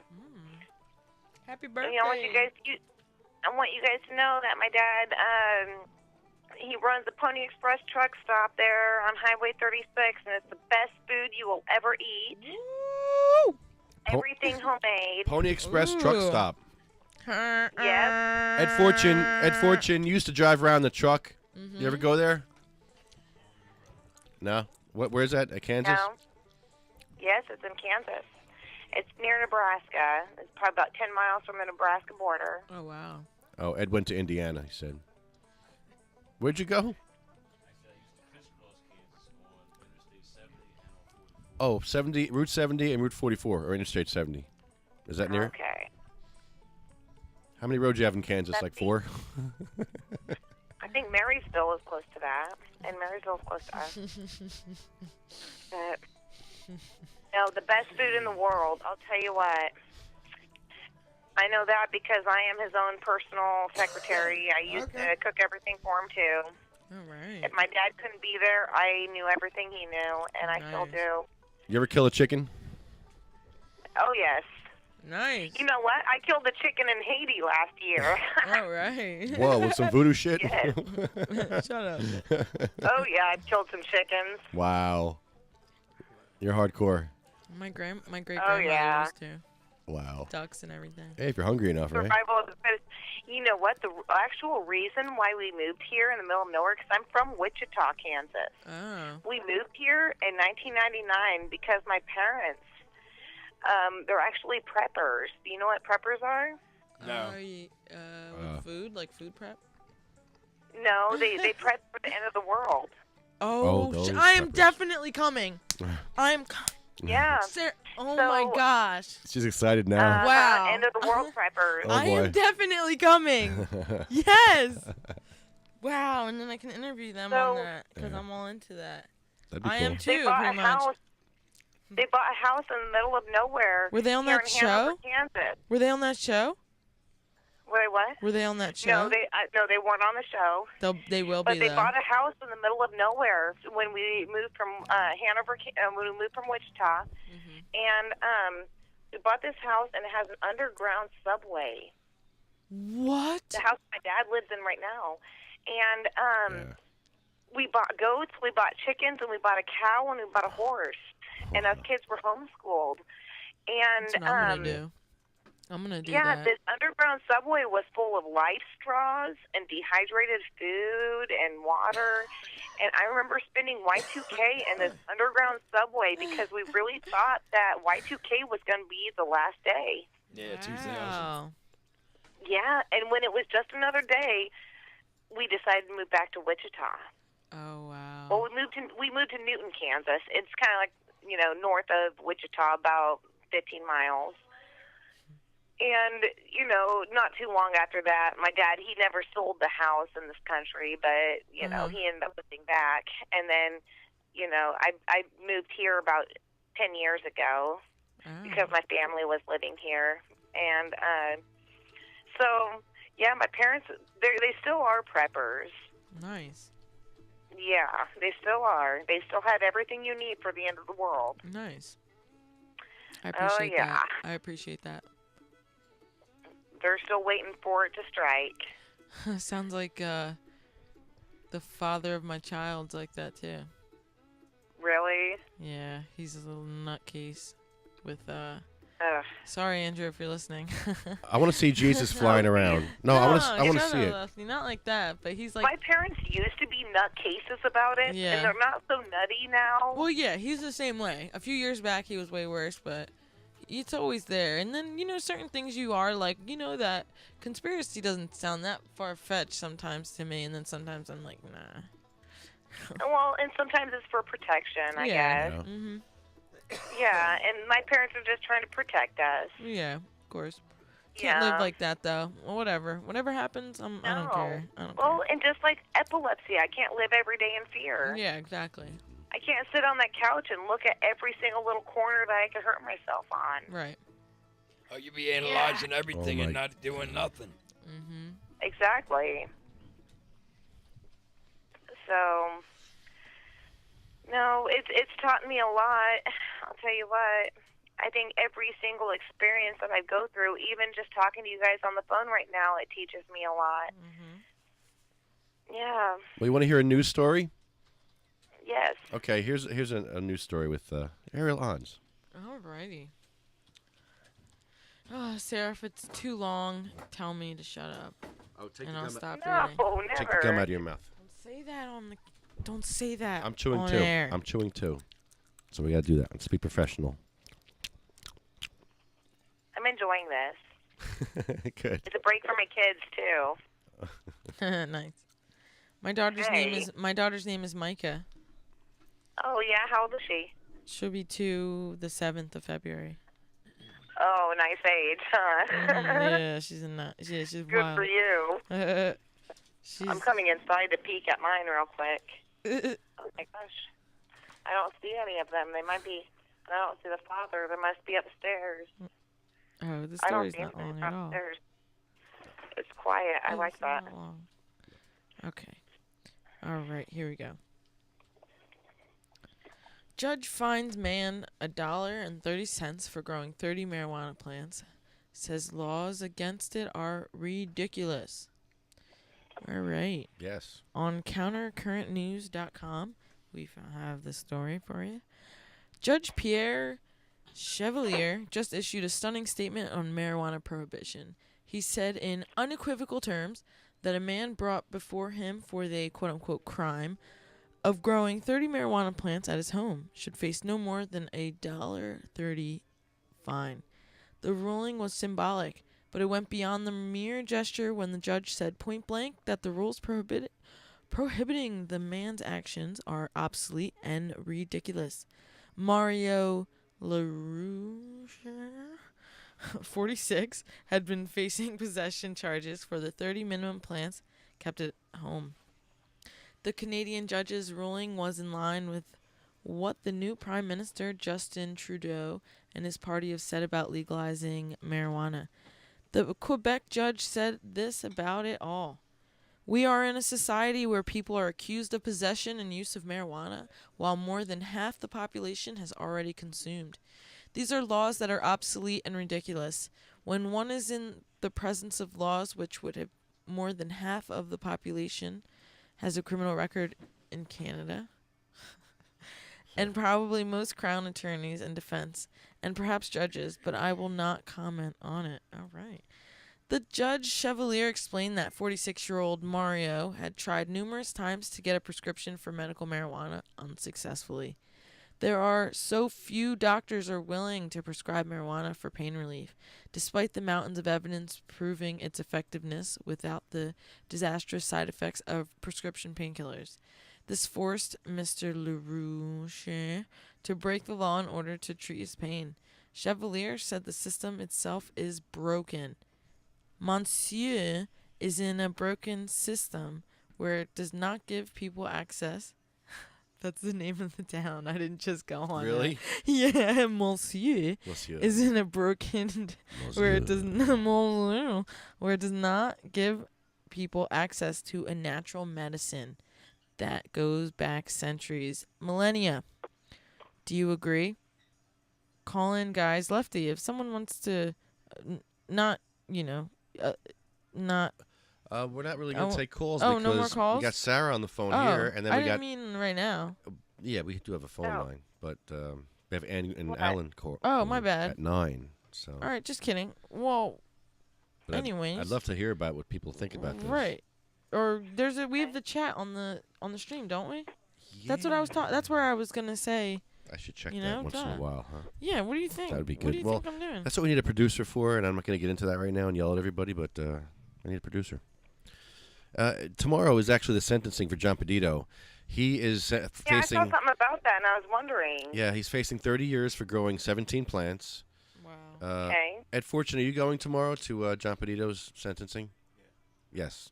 Yeah. Ed's going, and we're going to smoke legal cannabis outside and support him. And is it legal there? It's legal for me to smoke my cannabis, but not for him, apparently. Okay. Yeah, so he's facing 30 years, and I'll be smoking outside what he's facing 30 years for. It doesn't make sense. Sarah, you don't know the saying? You don't know what is the saying, Ed? No, I'm kind of new to We this. can't hear you. And I saw 'Cause she's something. asking I saw if it's something legal. about it today. Wait. Just now today, I saw that somebody mentioned that today was John's sentencing, and I didn't know anything about it. So, yeah. Ed Fortune has a saying that he says all the time. I just say What's that? fuck the law, smoking anyway. Sure. And Yeah. and I've been saying it for years, and somehow now everywhere I go, people know it and say it. Wow. Fuck It's the law, smoking. Oh. Yeah. You know, what really sucks is when I think about that is it scares me for my children. Yeah. Yeah, that's what most parents are afraid of for their children in a lot of different ways. That I have to put that in front of my own health. Yeah. That I have to put that in front of me risking my next seizure. You know? When was your last... When I'm not doing anything wrong if I do No. it. Not at all. No. I'm not doing anything wrong. Mm-mm. When was your last seizure? My last seizure this morning. Did you fall? Yeah. No. I bit my tongue. Aye. Yeah, I just bit my tongue. But that was it was a very small one, thank God. A little. You know. Except what really sucks is I actually don't know how bad it was. Right. You know? I don't know what it was. I know that I had one because I felt disorientated, and then when I came out of it, I have a sore tongue now because I bit it. Man. And that's the only way I knew that I had one. And then later on, I started hearing voices, and then after that, when I try to relax and sit down, I feel like I'm rocking back and forth. I have no appetite. I really hate to admit that I smoke cigarettes, but Yeah, whenever, it's okay. well, You can't admit but that. whenever I do have the clusters of seizures, if I try to smoke a cigarette, it makes me gag and it makes me very nauseated. Oh wow. And there's something about the seizures. Whenever I have clusters of seizures, I can't smoke. So that's another thing that I guess I try to tell myself to be grateful when I have the clusters of seizures, because at least It keeps me from smoking, and it's a good weight loss goal because I can't eat because I chew up my tongue, and also I have no appetite. Oh man. It's not a good way. It's not a good way to lose weight, though. I'll tell you what. Yeah. When you try to put something in your mouth and you just gag, you know. You're so lucky we're not doing a shock jock show tonight. I'm just saying. That's all I'm saying. Yeah, that's why I was all I'm laughing. Never mind. You're from Kansas. Never mind. Never mind. You know what though? It took me a long time to learn all of like my body clock. That's what I call it now. Is my body clock. Yeah. That's right. Is to learn what happens At what when time? the clusters hit, because I don't have seizures that just hit randomly. I have seizures that hit 20 times in 1 week. Oh my goodness. You know? Yeah. And then after that 1 week is over, they don't hit again until 20 times the next week. Except what really sucks is I don't know what to expect now, because this month I had 40 seizures in 2 weeks. So I don't know what to expect. You know what? It's really weird. And I started having a new kind of seizure 2 months ago. Wow. So it's really hard to know what to expect, you know? But at least I know some of the signs to look for. Yeah. I know that when I start getting really emotional, like I had been for the past few days, I know that that means that the seizures are going to hit soon. It's kind of part of my hormones. You know something about that. And it's part of the hormone imbalance that I was diagnosed with. And that's something that they're going to try to put a hormone implant inside of me on February 8th. What? Oh, what? Yeah, I've been bitching at these doctors because the 2 times I was pregnant, I didn't have any seizures. Oh wow. Yeah. You know That's why? the only You know why? Why? Did you ever see that one thing? It's kind of like an article. I forget what it is exactly, but it's like filled with facts. And the baby actually growing inside of the mother, something along the lines of like literally cures you because of like the new life that's being developed. Yeah. Yep. Seriously. Yeah, I've heard that. And another thing, and I did some other research where I was reading about progesterone and how your progesterone is higher when you're pregnant. Last year, I finally got a doctor to test my progesterone, and my progesterone was only 0.07. Is that low? And no, yeah, oh God, yeah. Normal women's progesterone levels should be between 20 and 50. Oh my goodness. And mine was only 0.07. Who do I ask to test for me? Who do Do we what? ask? Who do we ask for that? Endocrinologist? OBGYN. Oh, OBGYN. Oh, for what are these levels? I'm sorry. Hormone problems, yeah. Progesterone? Progesterone, Oh, yeah. okay. Progesterone. All right. And progesterone is what calms your brain down, and estrogen is what excites your brain.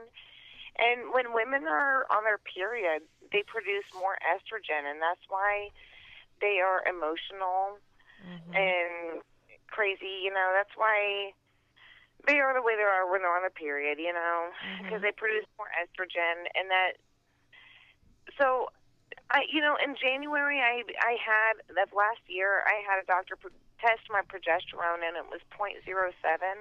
And I've been trying to get doctors to test my progesterone for over 5 years.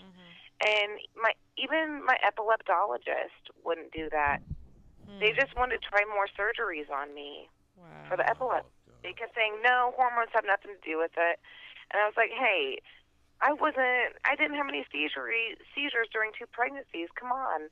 And, the seizures come around, around the same time each month. You guys, have to think something of this. Come on. And they just kept blowing it off. So I finally got a doctor to test that, and that's the doctor that took me to Haiti. And I told her, well, hey, I'm going to try hormone treatments for 1 year, and if it doesn't help, then I'm going to try CBD oil. Mhm. So January, I started hormone treatments, and she had me try 5 different treatments, and my body just rejected all of the different kinds of progesterone she tried. My body didn't like it. Let's just say, I'm sorry if this is too much information, but from January to November, I was on my period every single day of the year. Oh my goodness. And every single day, I would pass massive blood clots, and they were so painful. It felt like I was having miscarriages every day. Oh my goodness. It felt like very stabbing pains, and it would drop me to my knees, and I couldn't breathe for about 5 minutes.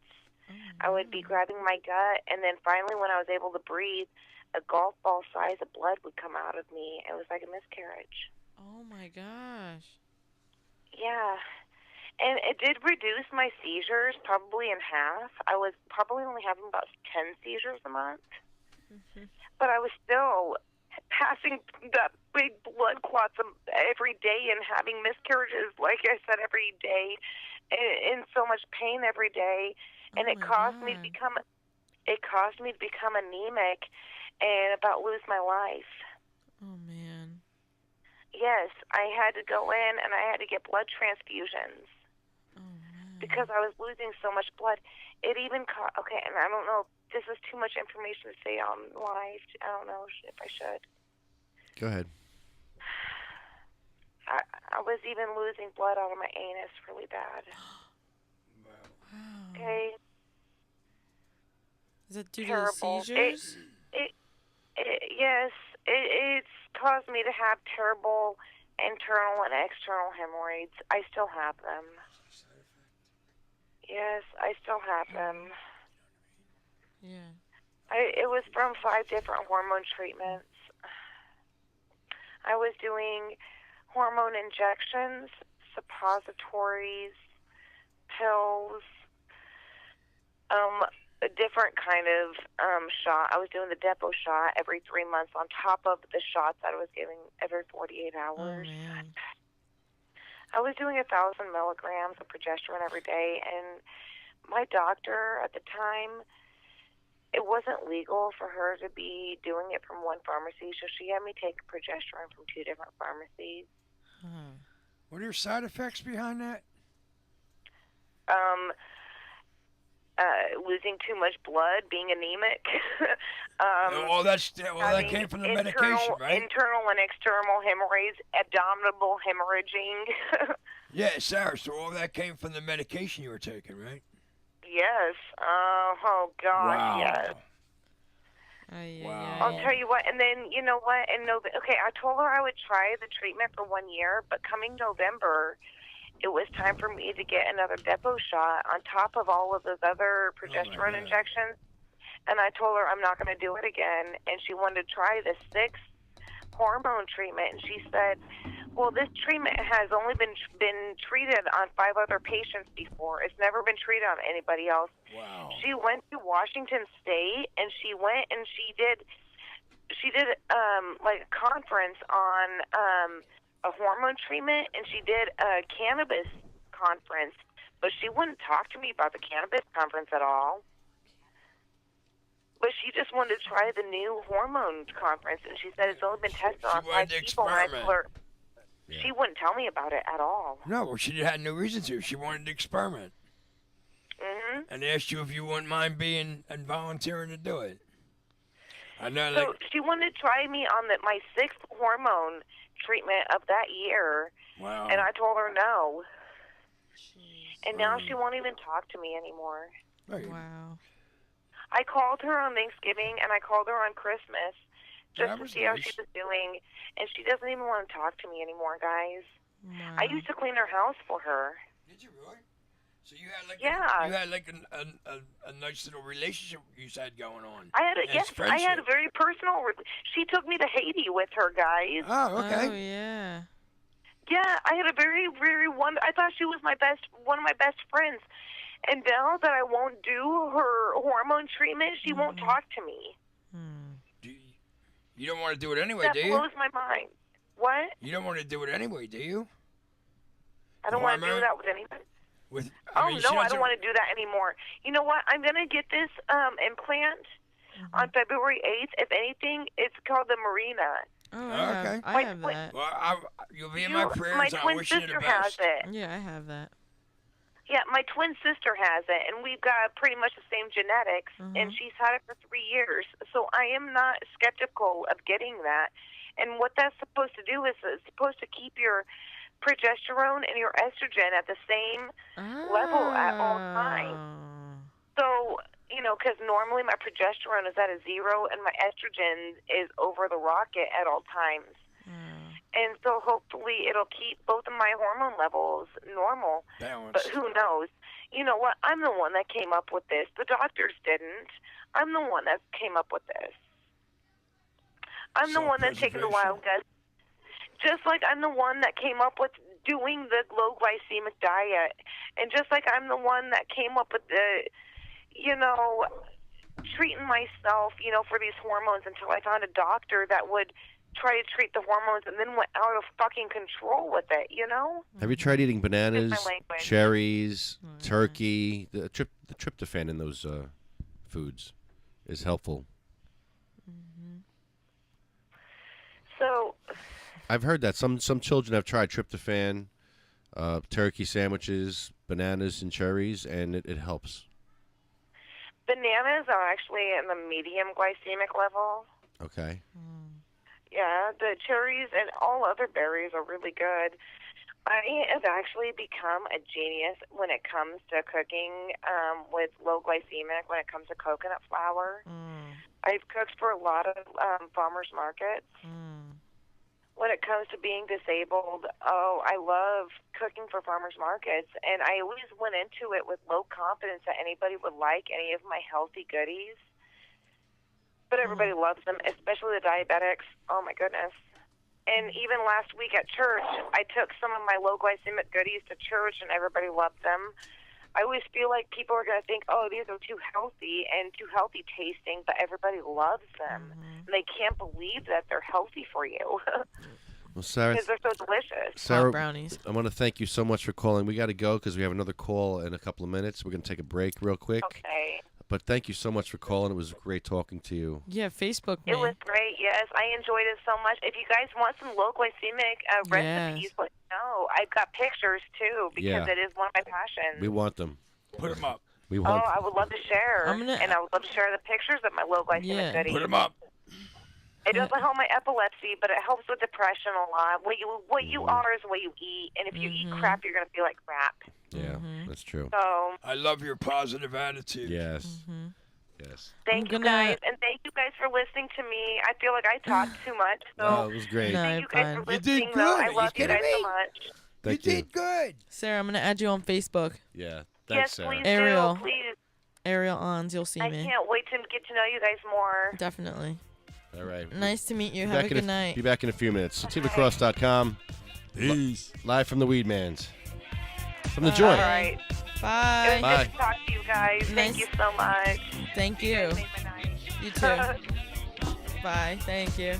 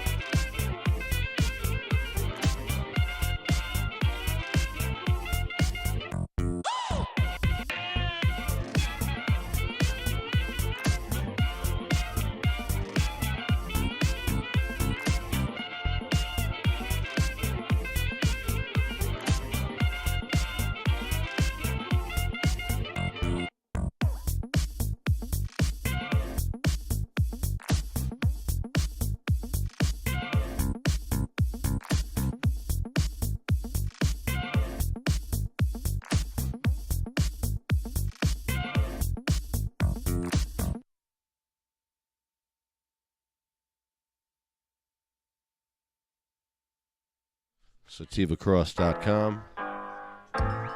Live from the Weed Man's Joint.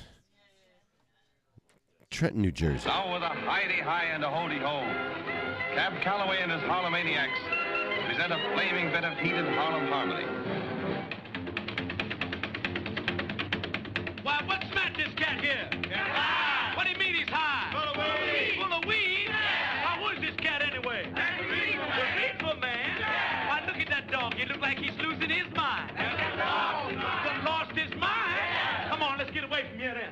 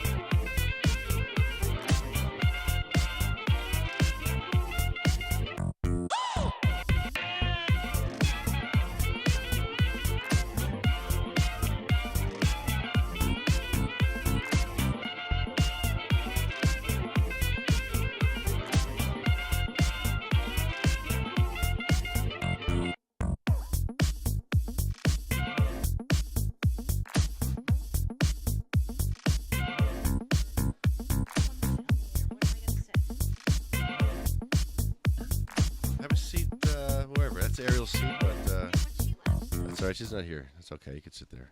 SativaCross.com. Back at the Weed Man's Joint down in Trenton, New Jersey. So good. Great to see you. Chilling with everyone here.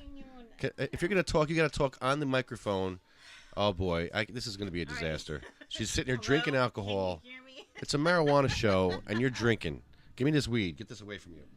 First of all, I'm going to have fun with you tonight. All right, first of all, give me this weed. Give me the weed that just fell. That just fell, so that goes inside No, the give me pocket. that back. Are you really that hard up for weed? No, not at all. Actually, All right, talking to the mic so I don't have to yell at you. I know. Come here. Let me set you up for success. Set me up. For success. There you Didn't go. even have to use a boot to open us. Yeah, remember that? I used the That boot. was great. That was pretty cool. That was so fun. I can hear out of these. There you go. Here, just unwrap yourself there. am Ariel's polished. gonna I'm kick your ass if you steal her job. You know that, don't you? Ariel can have Yeah. Here, more read wine. this. Here, read William's book. Let's see how good you go. Let's see how Oh good no, I you don't want to are. read. I like that. That's wonderful. Mikey sent that to me. I think. Oh, you sound great in these. Hey, and I'm not Ooh. stressed. Say hey. Notice I'm not stressed. For a I have, little while. I have my sexy low voice because I'm not stressed. You know what? I like that about you. This is great. That's the difference. Yeah, but don't get me started on We can go.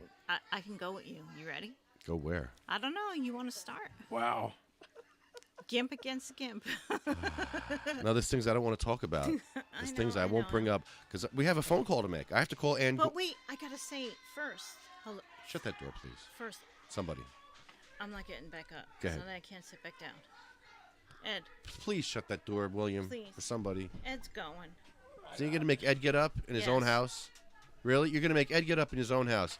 How old are you? 80? You still have a few years left. Thank you, Come on, Ed. you can get up and close Ed, the door. come back, See, now Ed though. left. You made Ed leave because of No, you. come back. See? You ruined the show, William. I'm sorry. William, what William, did you do? all the time, see? This is what I deal with. Can you maybe fix your headphones? Are they backwards again? Do you know how many times that? That's nonsense. I can't tell you how many times I've seen this happen. Well, you and know, and I'm very rarely. This is what happened when you get drunk. But I'm very rarely. What happened when you drink? No, Yeah. I didn't drink all that myself. There you go. I'm sharing and I'm having water. Drinking cheap wine. No, I No, just. it's I called Sutter Home. Excuse me, I first. Talk brought- into the mic. I can't hear you. I I'm going to brought- yell at you. There you go. The first bottle of wine I brought was very yummy. It was a Chianti. No, that's fancy. Because you're a fancy chick. You should be I drinking am. fancy. It was good, but it went like that because I was saying, offering everybody a glass, like I do, and it went like that. So I said, we got to get another bottle. Wow. Hey, David, can you shut that door, please? Leave the light off too. Uh-oh. Wait, that's not good for our video, actually. That's not good. Can you put the light back? Hey, Do you did know you we're shut on the light off? podcast? Can you put That's the light not good back for our on? video, though. Our video kind of sucks now. I mean, we can still see each other.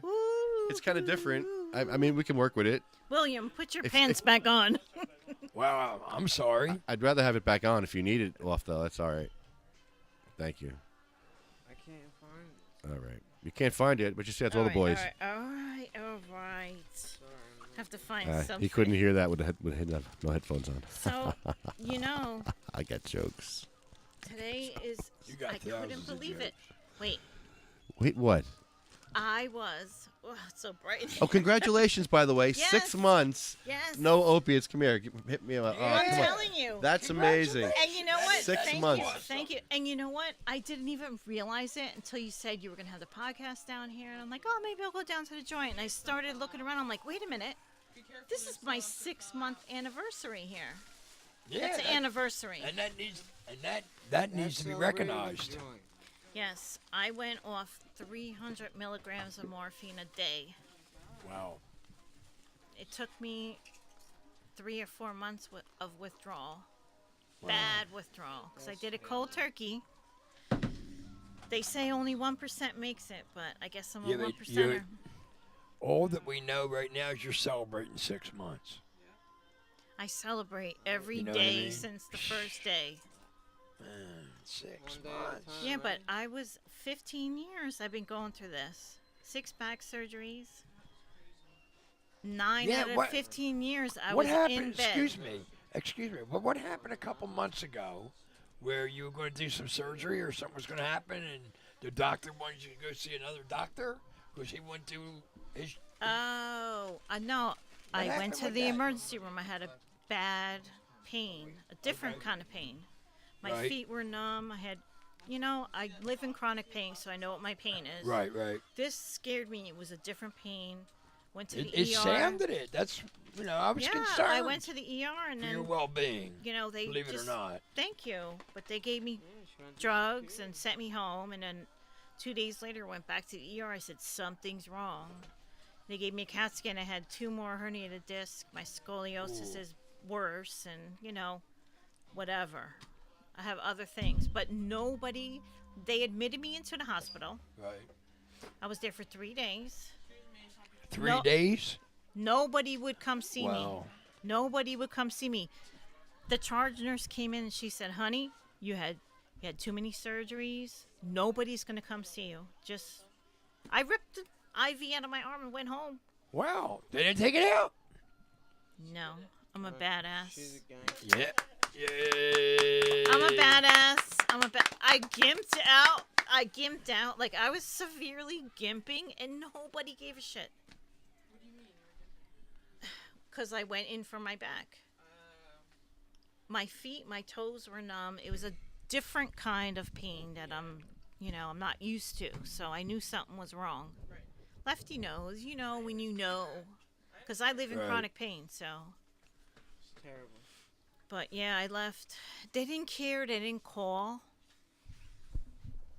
They didn't even call? No, they sent me a bill for $19,500. Are you serious? Yes, that's just for the ER. Yep. Wow. Yep. I have insurance, so they could suck it, but they didn't do anything for me. I didn't want to sit there and be pumped up with morphine that I just spent, 6 months getting off of morphine. I didn't want to be taking it again. That's all they gave me. Nobody could help.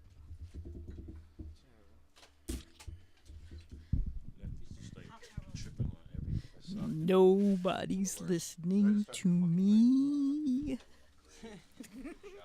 Nobody's listening to me. No, I'm having a little problem here. Sorry. No, They I can only have do so much. I'm problems the engineer. I'm the producer. I'm the. I'm not entertaining. I don't have anything here. He's the everything. They're not listening. What? And Bagel. Bud's is stepping on my Oh, cord. Come here, Bud. I know. I'm having a horrible time. Dave, Le- I Lefty's know. the- I told you. Wait. Everything bagel. I'm sorry. You know what? I didn't tell you it was in. I don't have anything. What it was in. That's the Squires. That's all right. I didn't want to keep No, it. you could have. It's right in here. Gotcha. Lefty. Here. You're it's Just take over the show for a minute, will you? Roll me- You're like roll the me a fat everything one. bagel. Wait, here. Yeah, Roll me that- a fat one, baby. Yeah, just Alright, so- spilt a little bit of stuff all over the No, you table. didn't spill it. It didn't So even we- open. we're- Spilled it. Oh. So you were telling me what's Here, going Can on? you do that back over there? Where You should guys I- are killing me. Wherever. Roll me one too. Roll fat ones. Alright. Just split it. You don't have. You're I'm doing sorry, I'm all the talking. songs? Tapping. So Karen. Are we still on the air? Yeah. And we ain't been doing nothing. Lefty, you suck. Did you all hear that? Yeah, they did. Lefty, you So suck. you were in the process of telling me about the hospital, the hospital, $19,000 bill. I walked out. They didn't do anything for me. Wow. There was no doctor, orthopedic, neurosurgeon who would come see me because they would look at my record and see that I had all these back surgeries and procedures for Right. years and years. And they said, no, go to your old surgeon. Well, my old surgeon doesn't want to accept my insurance, workers' comp, or the Horizon that I pay $500 a month for either. Wow. So he kind of left me flapping in the wind. I So was pretty isn't upset. there It was very upsetting. isn't there another avenue that you can go down with the union in regards to this? No, my union, no. Are you in the union? I am in the union. And why can't the union give you the other information that you need? There is no information. That's it. You're on workers' comp, right? Yeah. So then it'd just be a matter of some kind of state level to get it more information to see what we can do about this. Yeah. That Definitely. sucks. But you're gonna have to do something. Excuse me. Because there is somebody that picks up in the situation that you're in, because you're already collecting the workman's comp. So Yeah. that's a gimme. Yeah. Oh, sorry. Is this mic on? If that was denied, it would be a different story. That's not being denied. No, not at all. So with that information alone, it's worth a pursuit. It is. I just want relief. Well, you got to get the pursuit to do that, Wait a second. Don't unfortunately. The things that I need for my relief are not legal in this state and hard for me to get. I can't afford to get weed that I need from a dispensary. I can't afford it. I hear you. That's it. Not Plain many- and simple. Not many can. But I went off 300 milligrams a day of morphine. Do you know how expensive that was? And Oh, I yeah. didn't pay a penny. Yeah, me neither. My insurance paid for everything. Me too. Everything. I'd rather be on weed though. But you know what? You still have that know- insurance? You know, I know, we all were the through this times I've together. told you. I mean, it was pretty bad. Yeah. You know, people look at me and they're like, "You're not in chronic pain. You don't Oh, look like that makes me it." crazy. It does, but you know, it is a silent disease. I'm in pain you know? 100% of the time. Because when you're in, when you're 100% in pain of the time. that long, it's like almost normal. Yeah, I'm used to it. You know, it's just when I get those spasms and I go down, you'll see me yeah, on the floor. I can't take yeah. it. My husband has bad neuropathy. Oh, I don't have that. Me, it's all in the back. Yeah. I mean, his legs jump and Yeah, it's terrible. He can't barely walk. It's terrible. I'm slowly swaying him to medical marijuana. What do you mean slowly swaying? Well, he is allergic to weed. Oh, that's right. That's right. But he can vaporize Yes. it, can he? Or... He's allergic to weed. He has asthma, but you know, I read the asthma smoking weed makes your lungs actually expand, so it's good for you. But he was never anti-weed or anything. But you know, he's 10 years older than me, and he just wasn't into it. And then all of a sudden, he saw me when I stopped with the narcotics. I mean, he goes, "Who is this guy?" I mean, you and Wayne, who I really didn't even know besides Facebooking and, you know, was seeing you a couple times. No, it was just me. It wasn't Wayne. It was just me. Well, you really helped me out. I mean, it was a really, you don't understand. It was a awesome help. I was with you because I was the same symptoms, the same everything. We were like parallel. And the doctor said, you know, "I'll never do it." And you're like, "You can do it. You can do it." my doctor said the same shit. I told you. You know, so I mean, cold turkey. He said I'm a 1%er, whatever. If I'm a 1%er, but you know, Triple chin. but are you talking offline again, you motherfucker? Oh my God. I'm sorry. Is William not listening? Oh my God. Oh my God. But Oh, are you for real? He has my favorite. For real. I'd rather hear you cough into the mic than talk like that again. Cough, cough. Thank you. Cough. Go ahead. Ready? Go ahead. I'm looking at this. It's awful. That's not nice. She got 3 chins. Why are you fat shaming? So what? Why are you fat shaming? I might have a couple myself. I got so, 3 myself. What the hell's wrong with you? So what? 3 chins. Nobody's perfect like you. Sorry. I'm not perfect. Oh, William, Far I'm from it. so disappointed. You know, in and you. screwing up my show on top of that. William. Really? Wait a minute, excuse me. William, you have my favorite color sweater on. You're under attack. You're attacking. Duh. Why?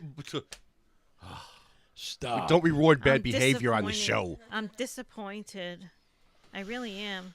What is Ed watching He's on Nut Meat. There's a Nut Meat page. It's really I sick. want to see what Ed's looking at. It's Well, very I see sick. his body No, parts. You don't want to know. Now, and then you're disappointed in me, right? Because I'm always disappointed in you, William. you're doing the same thing.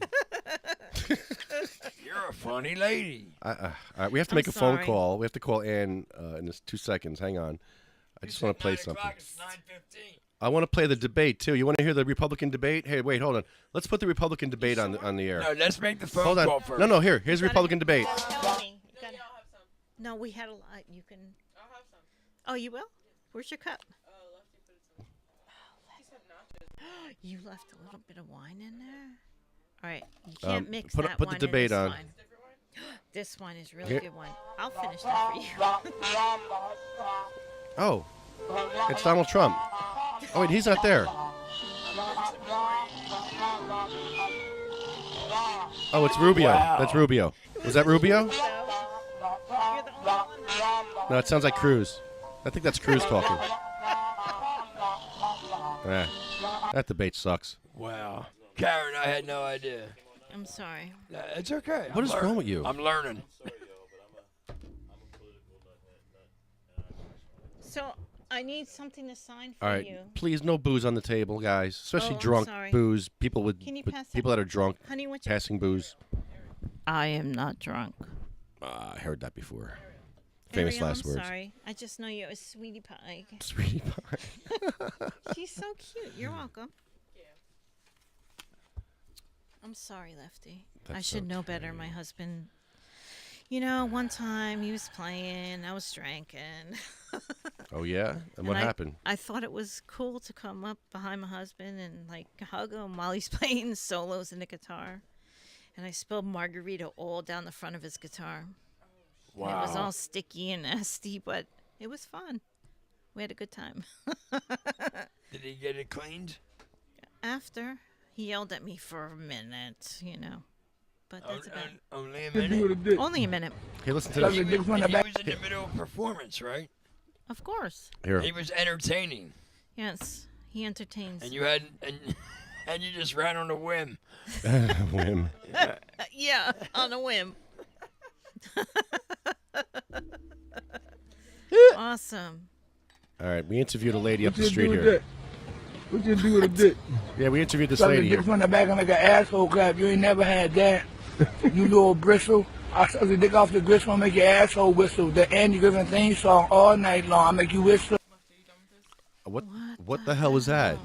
That was the lady up the street. The lady up the street, the one who eats the garbage, that's her. Suck the dick from the back and make an asshole clap. You ain't never had that. You little bristle. I suck the dick off the gristle and make your asshole whistle. The Andy Griffin theme song all night long. I make you whistle. All right, now how many minutes do you owe me back of my life? When I die on my tombstone, it's gonna say Lefty owed me like 1,000,009 minutes of my life because I'm always watching these stupid things. How many minutes do you owe me? About 10.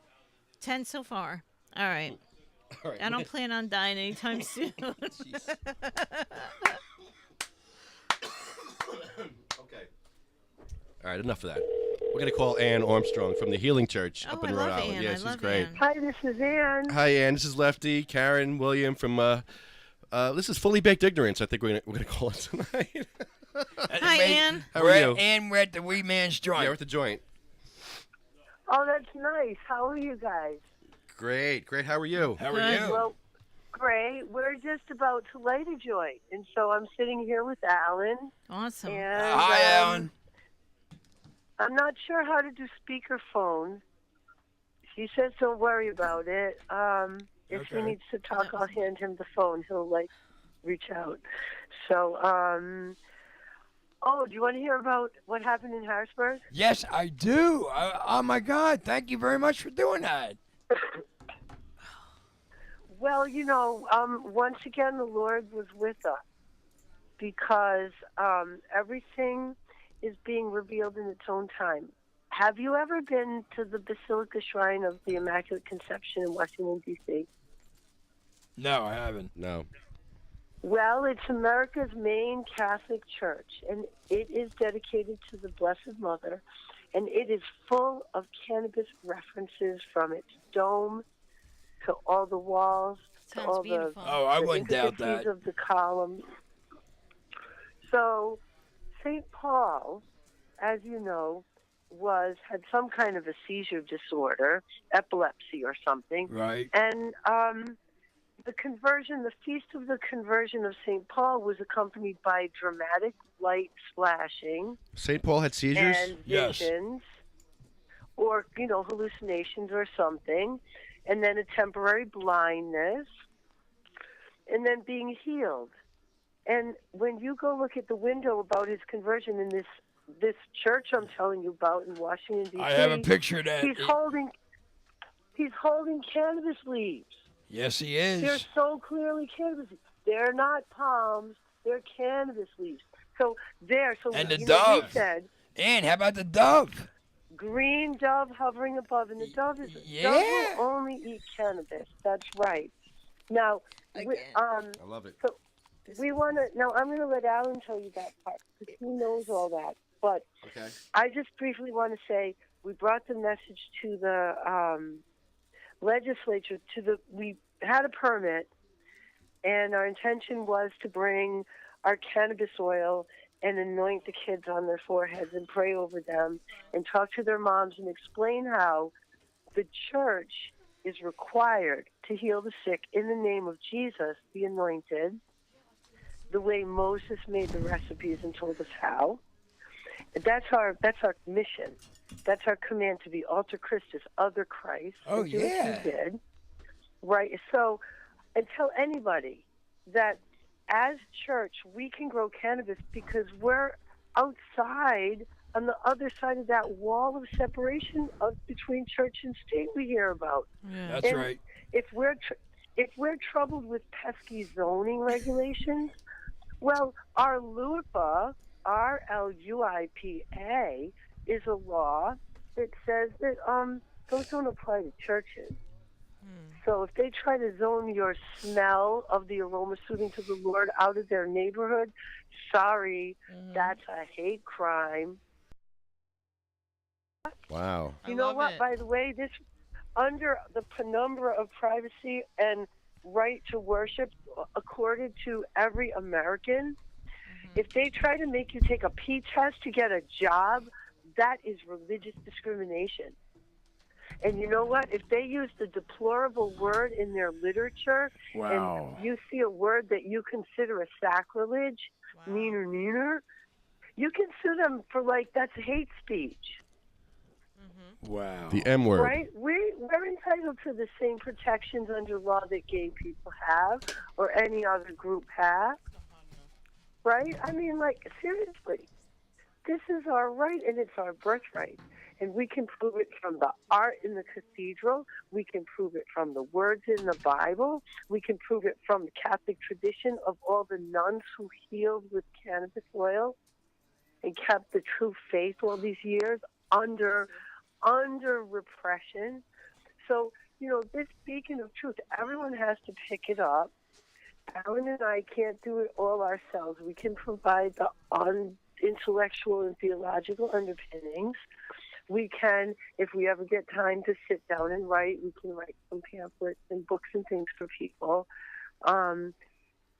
But everybody's going to have to pray together and ask the common wisdom, hypostatic unity, the Holy Spirit, whatever, to come and help us all. Like it says in the Bible, when you stand in front of the magistrate, you'll be given the words to proclaim. And now it's really time because their ears are open. When we went to the State House, we had like clear sailing all the way in. The sun was out. The roads were clear. There was no road construction, nothing. We just drove right in, smooth, found a parking space, went, stood. Now, Alan had made a finding in the Franciscan catacomb, replica that's in Washington, D.C. He found the Blessed Virgin Mary as a small child entering service to the Lord on the temple steps, climbing up the steps and dancing. It says her little feet danced for joy on the third step. And one wonders, why did she? Okay? And you look at the art in this Franciscan monastery in their catacombs, and it shows a picture of her being taken by her parents, Anna and Joachim, and looking up. And over the third step, there's the oil lamp, making the aroma soothing to the Lord. That's why she danced, because she knew she was going to be fed as a dove, exclusively on hemp seed, on canna. So that's one thing. Now, when we get to the State House, I said, we got to go to the third step. I just felt it in my heart, you know, that process thing that I do sometimes, right? So we go up the steps, like little steps to the first landing, second landing, third landing. There's the keystone on the ground. Wow. And we had been doing this prayer thing because we saw Pennsylvania as like that blockade, that arch in a wall with a gate holding up like progress on cannabis, because there's too many people so deeply entrenched, afraid they're going to lose their market share. Yes. So we were doing prayer on the way down, saying, let's visualize just knocking that keystone right out and, you know, just let it fall down so that the truth can flow and the medicine can flow. And so then it was funny because we were standing right on the keystone doing these very powerful prayers. The TV came out and gave us a very good article, and so did the news. I don't know what happened with the groups in the area. That was sad because I guess I didn't reach out to them. We had arranged our visit with one activist, and then some of the more conservative activists felt like our unusual message might rock their boat. It might, and it might need that because with Pennsylvania, it's a Quaker state. Right. Yes. And so I think the religious freedom is something that they can resonate to. Everyone understands that. Yeah, and and that's our wall in Pennsylvania with any form of legislation. Even if we're trying to go down the avenue of medical, or every time we put something up put something out there, they come in and just start dissecting. Right. You Well, know what I we mean? actually So, have a and plan. and my We what, actually have we have a plan under the church, under on the other side of the wall of separation of church and state, where like the state really they don't have to do anything. They don't have to pass any laws. They just have to leave us alone. they just have to accept Because it. if everyone in our church has a small garden, which we're required to do by our faith, unless we're unwell, if everyone in our church has a small garden and then gives that away freely, Alan and I have thought of a way to help the federal government passively fund that just by not collecting taxes that they already don't collect. Right. And I know that sounds paradoxical, but I call it regenerative braking of the drug war when I've got my engineer hat on, Right, or right, I call right. it the miracle of the loaves and the fishes when I've got my deaconess hat on. Because the way it works is, instead of, suppose you've got money that, as you know, a philanthropist or a believer, you want to donate to the good of society.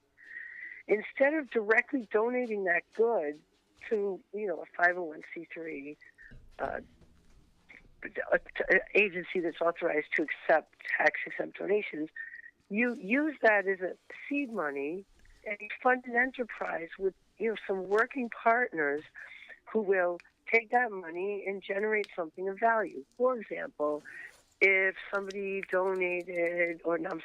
invested enough money to fund a farmer and a chef to make like a pound's worth of cannabis medicine into 1,200 metered doses of edibles, right?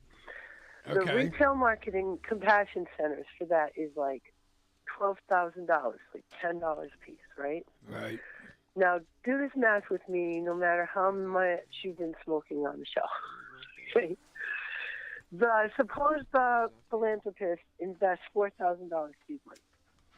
The ganja farmer and the chef take that money, use it to produce 1,200 doses of medibles that have a retail value according to government-approved agencies that they're collecting taxes on in the state of $12,000. So, right, the church, they give that to the church for free. The church gives that out to people for free, and the church gives a receipt for $12,000 in-kind donation to that partnership of people who submitted on their tax returns and a deduction. They get over $4,000 back. So basically, the guy who threw in the seed money as catalyst gets more back than he threw in. The people that did the work get more than what the market would have paid them otherwise. And the patients get free medibles. See the magic? See the beauty? Yes. See the miracle? Yes. See how that works? You know what? So, like, we've been talking about it, and then we went to the Basilica, and there's art depicting it. And the person, it's a female version of someone who has a face just like Alan. It's Alan.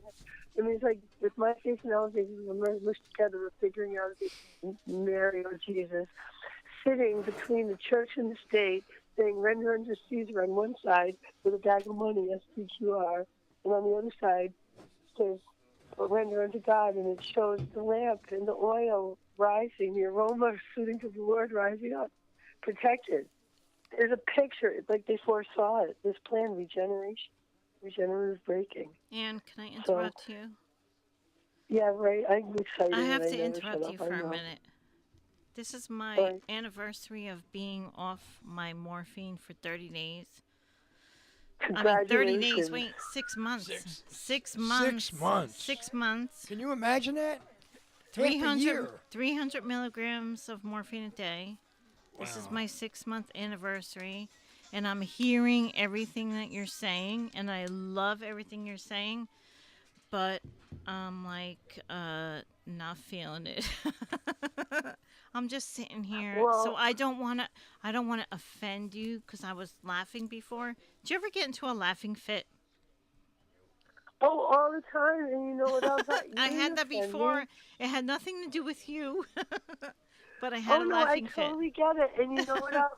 I like a lot of people don't feel it because they hear Saw my church laughing and they fit. say, "Oh God, we're gonna be judged." No, I don't But mean it we're in not that like way. that. I don't mean it in that way. Oh. I didn't want to be You know- rude. That's all. I didn't Oh want you to no, think that I was rude. I wasn't trying to be Oh, rude not to at you or anything. all. Okay, Oh no, well I that's didn't think you were rude because you were laughing and like Okay. I was just talking in a babbling manner and you weren't listening. No, I'll I let was Alan no. talk about the green doves. I Here. was listening to you though. I really was listening to you. You know, did you ever get into a laughing fit and you're just hysterically laughing and you can't stop? I have Yes. those a lot. Ann's handed the phone off. Hi, it's Alan. We all do. We plenty around here. It goes with the territory of what we do. The laughing fits. And indicated that you wanted to hear about doves. Is that right? William asked about doves, didn't you? You asked about doves before. Oh yeah, no, You stoner. I mentioned doves because Anne was describing the picture of St. Paul. Yes, yes. And in that, and in that picture where he's holding a leaf, and I just mentioned the dove. That was also green. Over top of that picture of St. Paul being cured of his seizures and holding a cannabis leaf, there's a green cross over top. Yes. And there's green doves.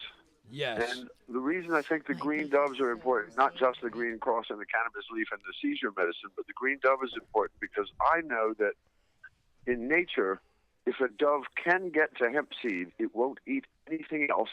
And if it can nest in hemp, in seeded hemp, it will do so, and it will lay its eggs there.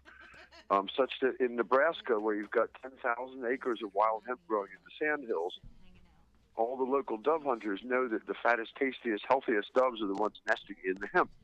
And the dove's natural food is hemp seed, and so it's associated with cannabis. So when you see a green dove over a cannabis leaf and a green cross when someone's being healed of a seizure, it's kind of a symbol, like where you see other doves in the Bible as a symbol of peace. There's probably cannabis there. Like Noah, there was a dove carrying an olive branch in its mouth. Well, the olive oil mixed with cannabism, that was the holy anointing oil. So there's another little clue there. Anywhere you see a dove in the Bible, there's going to be a reference to cannabis nearby. Okay.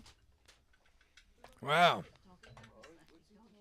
So I'm like enjoying what's going on, gathering the information and seeing the associations and the impacts that it has. And I'm like tonight, Alan, a very good example. We're reading my mother's book.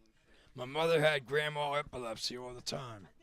And it's just ironic that on the show we were talking about that, and now we're also talking about St. Paul. Well, it was the anniversary of his conversion. I mean, he was actually a cop, an anti-cannabis cop in his day, but until he was cured of his disorder with cannabis. He used to drag Christians or people who practiced the anointing rite with the anointing oil out of their homes and arrest them. And then all of a sudden he was struck with this disorder and cured by cannabism, and he was converted. So we were celebrating the very anniversary of his conversion. And all of government of Pennsylvania was, the Capitol was shut down by this blinding light storm, which we had predicted some sort of white light from God is going to ease our path, ease our ability to reach the public. And because everything else was shut down, we were the only news except for the weather. So it actually came true. Yeah, because you were coming down from Rhode Island, so you're coming right into the eye of the storm. You know? But I want to thank you. By the time we got there, I want to, Alan, I want to thank you and Ann for coming out and, at least anoint the steps, because there was a 2-day situation going on in that building about medical marijuana. Well, they had a delay from the weather, and there's some great activists there, and we know they're going to keep out those legislators and get the herb freed up so that everybody who needs it can have it. Oh, yeah, no doubt, no doubt. And I'm just sitting here like, again, just reiterating that, and I live in Pennsylvania, and Pennsylvania is a Quaker state. So I honestly believe in my heart of hearts that we got to knock on that door. We'll get them. You know what I mean? Because that's what we need. We don't need about that nonsense with that guy that was involved with the pharmacy companies, and he had his own little agenda. No, it's a whole different ballgame. So if they want to do that on the side and come up with specialty pharmacological formulations, I encourage them to go ahead and do it, but they can't stop up the market for everybody else because patients need medicine and they can't afford to wait. I know that, but just look at the landscape of it right now. You can see the game of politics. Yeah. Enough to turn your stomach. Yes, it does. So, Alan, did you have any issues at the Capitol on Monday? Well, we did this little dance with the Capitol Police getting ready for it in terms of they said, oh, cannabis? No, you can't do that there. You have to promise you're not going to use cannabis. And we went back and we said, well, hold on a second. Hemp is cannabis. So not all cannabis is banned. And we ask you to define the limit of what is hemp and what is not hemp. And otherwise, it's all hemp. And they didn't answer to that. And we also cited that religious cannabis, if it were religious, isn't a violation of the Controlled Substance Act, so it isn't banned either. We didn't consider it banned. And we kind of got back to, we sort of arrived at, okay, we agree to bring any non-banned, we agree not to bring any banned cannabis into Pennsylvania. We're only bringing lawful cannabis. And we brought big stalks from big outdoor actual cannabis that was legal where it was grown. We brought anointing oil that's sold in a commercial sense, like you buy in Israel, that was quite traditional. We brought rosaries made out of hemp that we made from the cannabis that we grow here in a medicinal context. I like them. We just had all sorts of different products that were They're beautiful. certainly hemp or possibly hemp or possibly cannabis that wasn't hemp but certainly religious, and had about a million different little things, including an authentic anointing oil composite that was the real deal. And we told them we don't travel anywhere without cannabis. That's absurd. And no, are we really going to change our religion? Are we really going to change our religion because they're threatening us with some peskiness? God sent us a storm, and you know what? The Capitol was closed, and the police weren't there that day, but they still managed to shovel off the walkway for us and tell us where to pose best for the media. So God enters people's hearts. And you did, and that was well orchestrated, Alan. It was Deaconess Ann. It's all Deaconess Ann. She really was just led by Spirit this time. You could just see the glow in her. Right. And she's on fire. I hear you and I feel you. So I want to thank you all for Showtime tonight. Always fun, and I'm going to beg my leave and wish you all the best of luck and God's blessings upon you all. Alan, thank you so much. You're the best, man. Amen, man. You guys too. Thanks. Have a good Dude, one. you're awesome. Good night. Good night. Good night, brother. Good night. Take care, bro. Good night. Alan Gordon, ladies and gentlemen, from the Healing Church in Rhode Island. All right. Very good. Good stuff. I didn't want to press him too much about Monday because I heard there was no controversy. There was Canna moms were nervous about them coming there. Well, that's what it was. There were a lot of organizations in Pennsylvania that was worried about it because they had something coming up on Tuesday and Wednesday. Right. There was something, and that's why they didn't want to That's why they didn't want to participate in that, because they didn't want to be involved in that, because they were looking at the association from a different light. So that just disconnected instead of connecting. I am so bad sitting here in front of this microphone. Why? Because I'm just. Well, chilling. it's kind of like the same thing with the. I have nothing to say. You have nothing to say. You just went through 6 months of non-opiate use. That's amazing. It's amazing, and Yeah. I feel great, and that's good that I feel great. That's a big anniversary. Yes, it is. It is. That's a milestone. Yep. Yeah. That's a half a year. Yeah. If you're going to talk on the radio, you kind of got to be in the conversation because you're kind of talking on That's what I'm saying. We're live on the radio right now. You know that, right? I know you're stoned as hell right now, David. I know you're stoned. Why don't you have a seat and talk on the radio like a normal person? my Well, stepson. introduce yourself so we can talk to you normally. Because I have no idea what you're talking about. I just hear, I don't know what's going on over there. What are you doing here? I'm turning your mic on now. I didn't think you guys could hear me. No, I hear you, and I want to hear what you have to say, but I don't remember what we were talking about. this is why I love it. I love this guy. You forgot what you were gonna say? Yeah, it was something about weed. No. Well, no, I don't know. Oh my god. Yeah. All right. Yeah. What's going on, man? I'm sorry. What are you doing, bro? Nah, man, just chilling. Man. Chilling? I haven't seen you in a while. Oh my Yeah, god. man, it's been a while, man. I haven't seen you since when? So it was definitely an event, but I don't remember which one it was. I saw you at some event. We were smoking huge joints together, like foot-long joints. No, this guy. No? No, yeah. Yeah. What happened is you were sitting next to me. You were filling SativaCross, and I'm smoking a normal joint, and all of a sudden you handed me this fat cannon, but it had some type of wax in it, and it was the first time I ever smoked it, and I was so messed up that I couldn't even walk. Wow.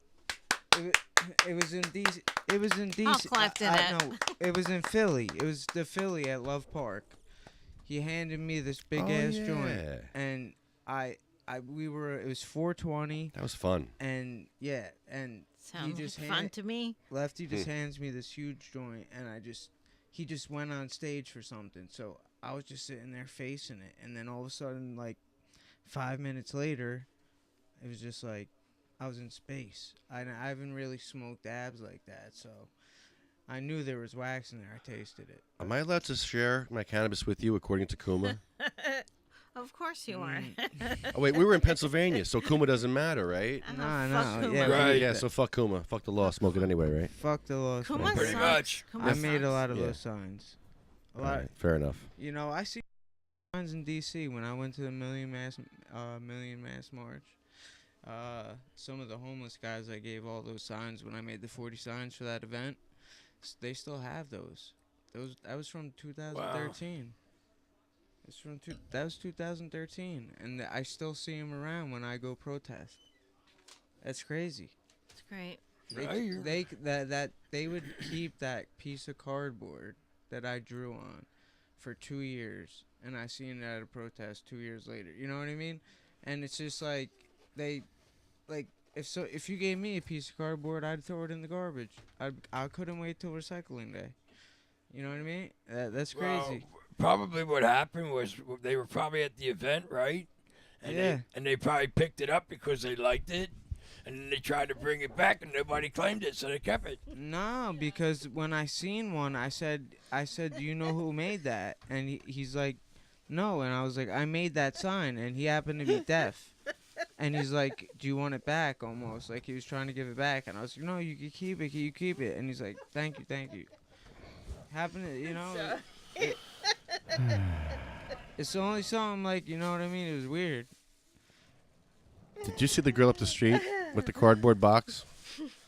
No. Yeah, listen to this. Listen to What this. you do with a dick? Suck the dick from the back and make an asshole clap. You ain't never had that. You little bristle. I suck the dick off the gristle and make your asshole whistle. The Andy Griffin theme song all night long. I make you whistle. I don't know what that was. That was disturbing. That's shocking. That's Trenton. That's Trenton for you. That was, yeah. I don't know. I could say more disturbing things. David. Oh, yeah. I don't know. Absolutely. David, what's the most disturbing thing you've ever seen in the hood? Oh, in the hood. Yeah. In the hood? You know what? I used to work on East State and Chambers, and one day I was leaving work. It was around 4 o'clock, and about 2 streets down by Chestnut, I seen a SWAT team roll up and put like 10 people up against the wall with MP5s. That Wow. was, yeah, that was like, it was only, there was a shooting like 2 days before that on Chestnut. I got to work at like 5, and there was like closed street. you know, the little cones where the bullet shells were. Wow. So, Yeah. I mean, it ain't no joke out here on some of the parts. So. Are you packing right now? You know what? Karen asked that on the way. Really? No, she didn't mean pistols. She was talking about something else. Well, you know, we pack both sometimes, you know. Because he knows I have his back, so. Oh yeah, Karen got the she got the taser. What are you packing? And the muscle. And the muscle. We packing. What are you packing? And the muscle. We packing. How many? How big is it? Really? How big is it? You want to go with that? Yeah. How? Yeah. Well, I mean, I'm 5'7". All right. So what the fuck? I'm 5'7", so you would think. What the fuck? What are we does that talking mean? about dick What does that sizes? mean? What are you talking about? Why are you going? I'm talking about your gun. I'm talking about your gun, you pervert. What are you sick fuck? No, because You're I a know sick you. bastard. I watch you. No, you're watch sick. you, and you're talking about this. No, you just took it. You took our show. We had a serious show until you took it down. Oh. I don't want to see your penis. Get out of here. 2 levels down. 2 levels. I want to see your gun. 2 levels down. I want to see your gun, and not in the gay gun thing. No. We leave those things. All right, no gun, no knife, no taser. No. What you packing? Come on, man. We got something, but. All right. Just in case. I want to be protected because I'm a gimp. He's got me. I'm done. Got me. I'm running. He's got me. He's got me. Karen can fight. All I gotta do is outrun William. If I outrun William, I'll survive. Karen can I fight. got his back. I got his back. Look at her. She'll fight you. No, I'm getting behind you. She'll beat you I up. got his back. No, I'm behind you. Ooh. Absolutely. I like when you touch She me. would. Ooh, your skin is so soft. Wow. Yeah. Ooh, Dan, wait a minute. Dan, I'm sorry, Dan. Your skin is Dan- really soft. Dan. Oh my. Oh my Dan, I'm sorry. God. Dan. Wait, let me see. Give me your other arm. You got Have you been soft drinking, skin. Karen? How much have you drank? No. Where's this bottle of booze? Yeah, but Oh, no. geez. No wonder. No wonder. All right. That's it. That's it. Show's over. No. Karen's drunk. No. You have soft skin. Let me see. Karen's feeling sporty. I think.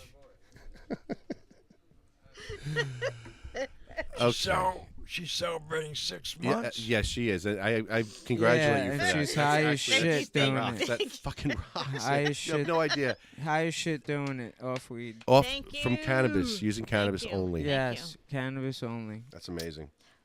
You rock, Lefty. Me too. No, me too. I'm to I know. cannabis. I know. Same situation, exactly. It's amazing because I was on a little more than you too. That's how I inspired you because I think I Yes. did more than you. Yes. And I did more than anybody. 90 milligrams every 3 hours, bro. 90 milligrams of Roxy every 3 hours was my prescription. I heard about that. It's and insane. You want to know something? That is crazy. That is fucking insane. Was it any good? Did it What work? doctor prescribed you that? He was like a pill pusher guy. So he was one of those doctors that you gave him enough money and he just No, it gave was you what you workers' want? comp. I got free pills. I got 1,500 blues a month for workers' comp. Dude, that's free. fucking dude. That is enough pills to kill at least 15 people if they never had a tolerance. Mm-hmm. That you were taking a day. Right? 1,500 a month. I was taking like 28 pills a day or something. So 28 pills a day. Yeah, some How crazy many is that an hour? 9? Every 3 hours, I would have to take 90 milligrams. So I was like three So pills. 30, 60, 90. So 3 that's pills. 3 pills every 3 hours. Yeah. So I know that if you gave 3 pills to a person with no tolerance, they would probably die. Oh, dude, my tolerance is way up. I know. You could have probably ate 20 at a time. I could have done anything. Yeah. And yeah. That's how I was when I ended up in the hospital for my back. They were giving me Dilaudid. That's not even right. Yeah, I I didn't know. even want it. That's crazy. Just wanted somebody to look at my back. Mm-hmm. They gave me CAT scan. They found out what's, bad. I had herniated discs, 2 different spots. See me. That's scary. I went through the same shit. Asshole doctors. I can't stand these doctors. They make me sick. It is. And the- It's terrible. And the doctor that told me there was no hope. No hope. How do you tell someone there's no hope? No, It's there's terrible. no. That's terrible. I'm gonna keep trying to find whatever helps me. I'm gonna try. So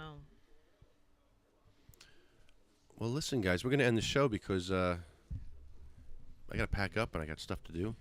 You guys join us to smoke. I gotta pack up yeah. and I have stuff to do. I want to thank our sponsors, magicalbutter.com, medical-freedom.com, the Love Nugget Foundation, jacksonstorms.com, Tuffy's Fight. What? TainyLegal.com. Well, speaking to the mic, why can't you just say it? I mean, he's whispering Legal. to me across the table on a radio show. You're whispering. You oh, were William. announcing. Oh, God, William. I didn't know I was allowed to do that. Now I'm excited. Just do some good. Do some credits, please. Oh God, he's excited. Ariel, where are you going? He's you got to very do some credits excited. too. He's Is she leaving? excited. She's quitting. She can't stand you anymore. Shout out to Anonymous. Shout out to the New Jersey NJ Weeman's joint. Come on, do some credits with us, Ariel. Anonymous New Jersey official. You can't just leave it like that. Here. What, you just mailing it in tonight? Here. New Jersey Cannabis News. CMMNJ.org. Thank you. The NewJerseyWeedman.com. Definitely check out Anonymous New Jersey official. DavidVersusAutism.org. Tuffy's Fight.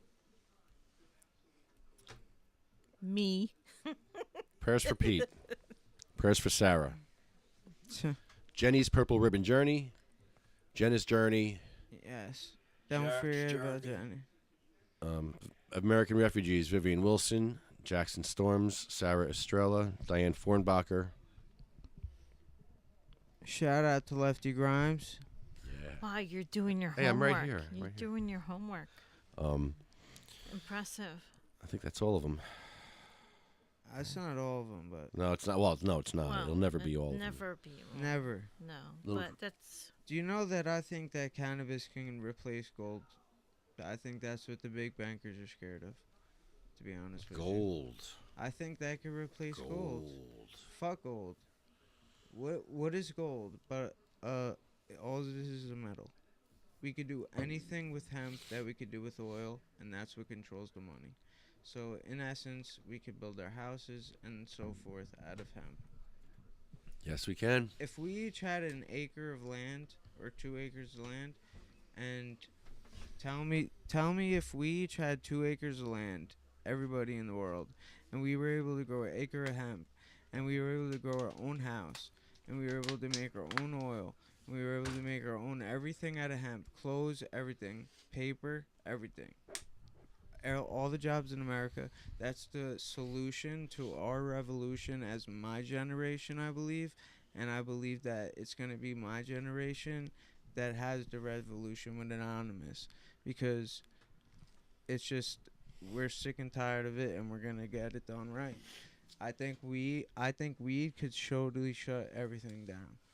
And I mean, if you can't agree with me, like, I don't know what to say. Well, what I would like to hear, David, is I would like to hear more of a strategic move on that part. Well, I'm you should liking know- what I'm hearing. I'm just asking. I'm saying is, if weed can do every single thing that oil and plastic can do, so those big bankers and the royal family that have all that gold, that means nothing, because all that is a shiny piece of metal. What can that do? Me too. We're done.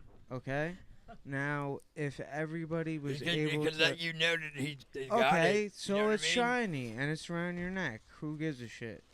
But it represents. That's the. Oh, represents nothing. This is the new age. They haven't received that yet. This is the... They didn't get the No, demo. it doesn't matter. They don't have to get it. Yeah, they do. Well, you know what? If they don't join us, then we're going to go over them. Well, that's the revolution we're talking about, right? We ain't playing games no more. I mean, you know, it's not gonna be on TV.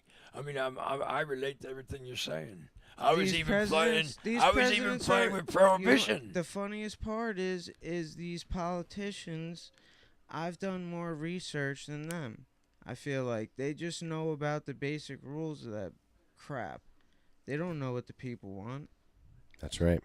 They sure don't. Oh, they do know. They're making us They suffer. don't- No, they they're don't wanna making hear it. everybody suffer while Yeah. they're They're making us playing die. golf. Well, yeah, while they're playing golf and Sure. And what we got to do is we got to stop Congress from being able to They're already have a got- career Yeah, but they've as a been bought- politician. they've They been- should only be allowed 2 term, and that's it. Yeah, but they're bought off. Yeah, they are. They're bought. They're pawns. Well, we know. I You know got- it's corrupt. You got the guy at the top, I and know it's then corrupt. you have a couple bishops and so forth pieces, and then you got us as the pawns. So they just moved their pieces. Don't look at me when you Just say have that. fun. Yeah, I'm looking at you. Well, You're No, this pawn.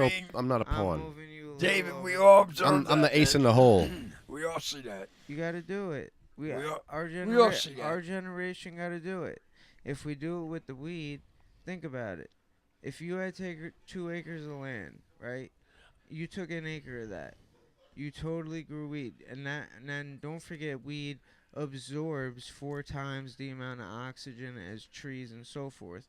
So that would not only do that, but that would save 80% No, we know it's of going to the heal the earth. rainforest. We know it's going to heal the earth. We know that. And we know it's going to heal the and radiation. It'll save We know that. 80% of the rainforest. 80%. So that's it. I think we could have a revolution. And it's time for my generation to step up because, you know, I talked to my father. He didn't want to do it. His generation got caught in the rock and roll stage. And you know what I mean? Like that's it. You know, the partying and all that. They didn't notice that the Federal Reserve was getting set up to smash our generation. Yeah. All right, guys, we're on a hard stop here. It's 10 p.m. I want to thank you all for listening. Thank you, David. Thank you, William. Thank you, Karen. Thank you, everyone else. Thank you, Lefty. This is for the people who did not get access to medical cannabis. This is going out to Sabina Rose, Diane Ripatella, Cheryl Miller, and little Gracie, who just died last year. A little girl waiting for her medical cannabis. Poor. That's sad. They shall grow not old, as we that are left grow old. Age shall not weary them, nor the years condemn. At the going down of the sun, and in the morning, we will remember them. We will remember them.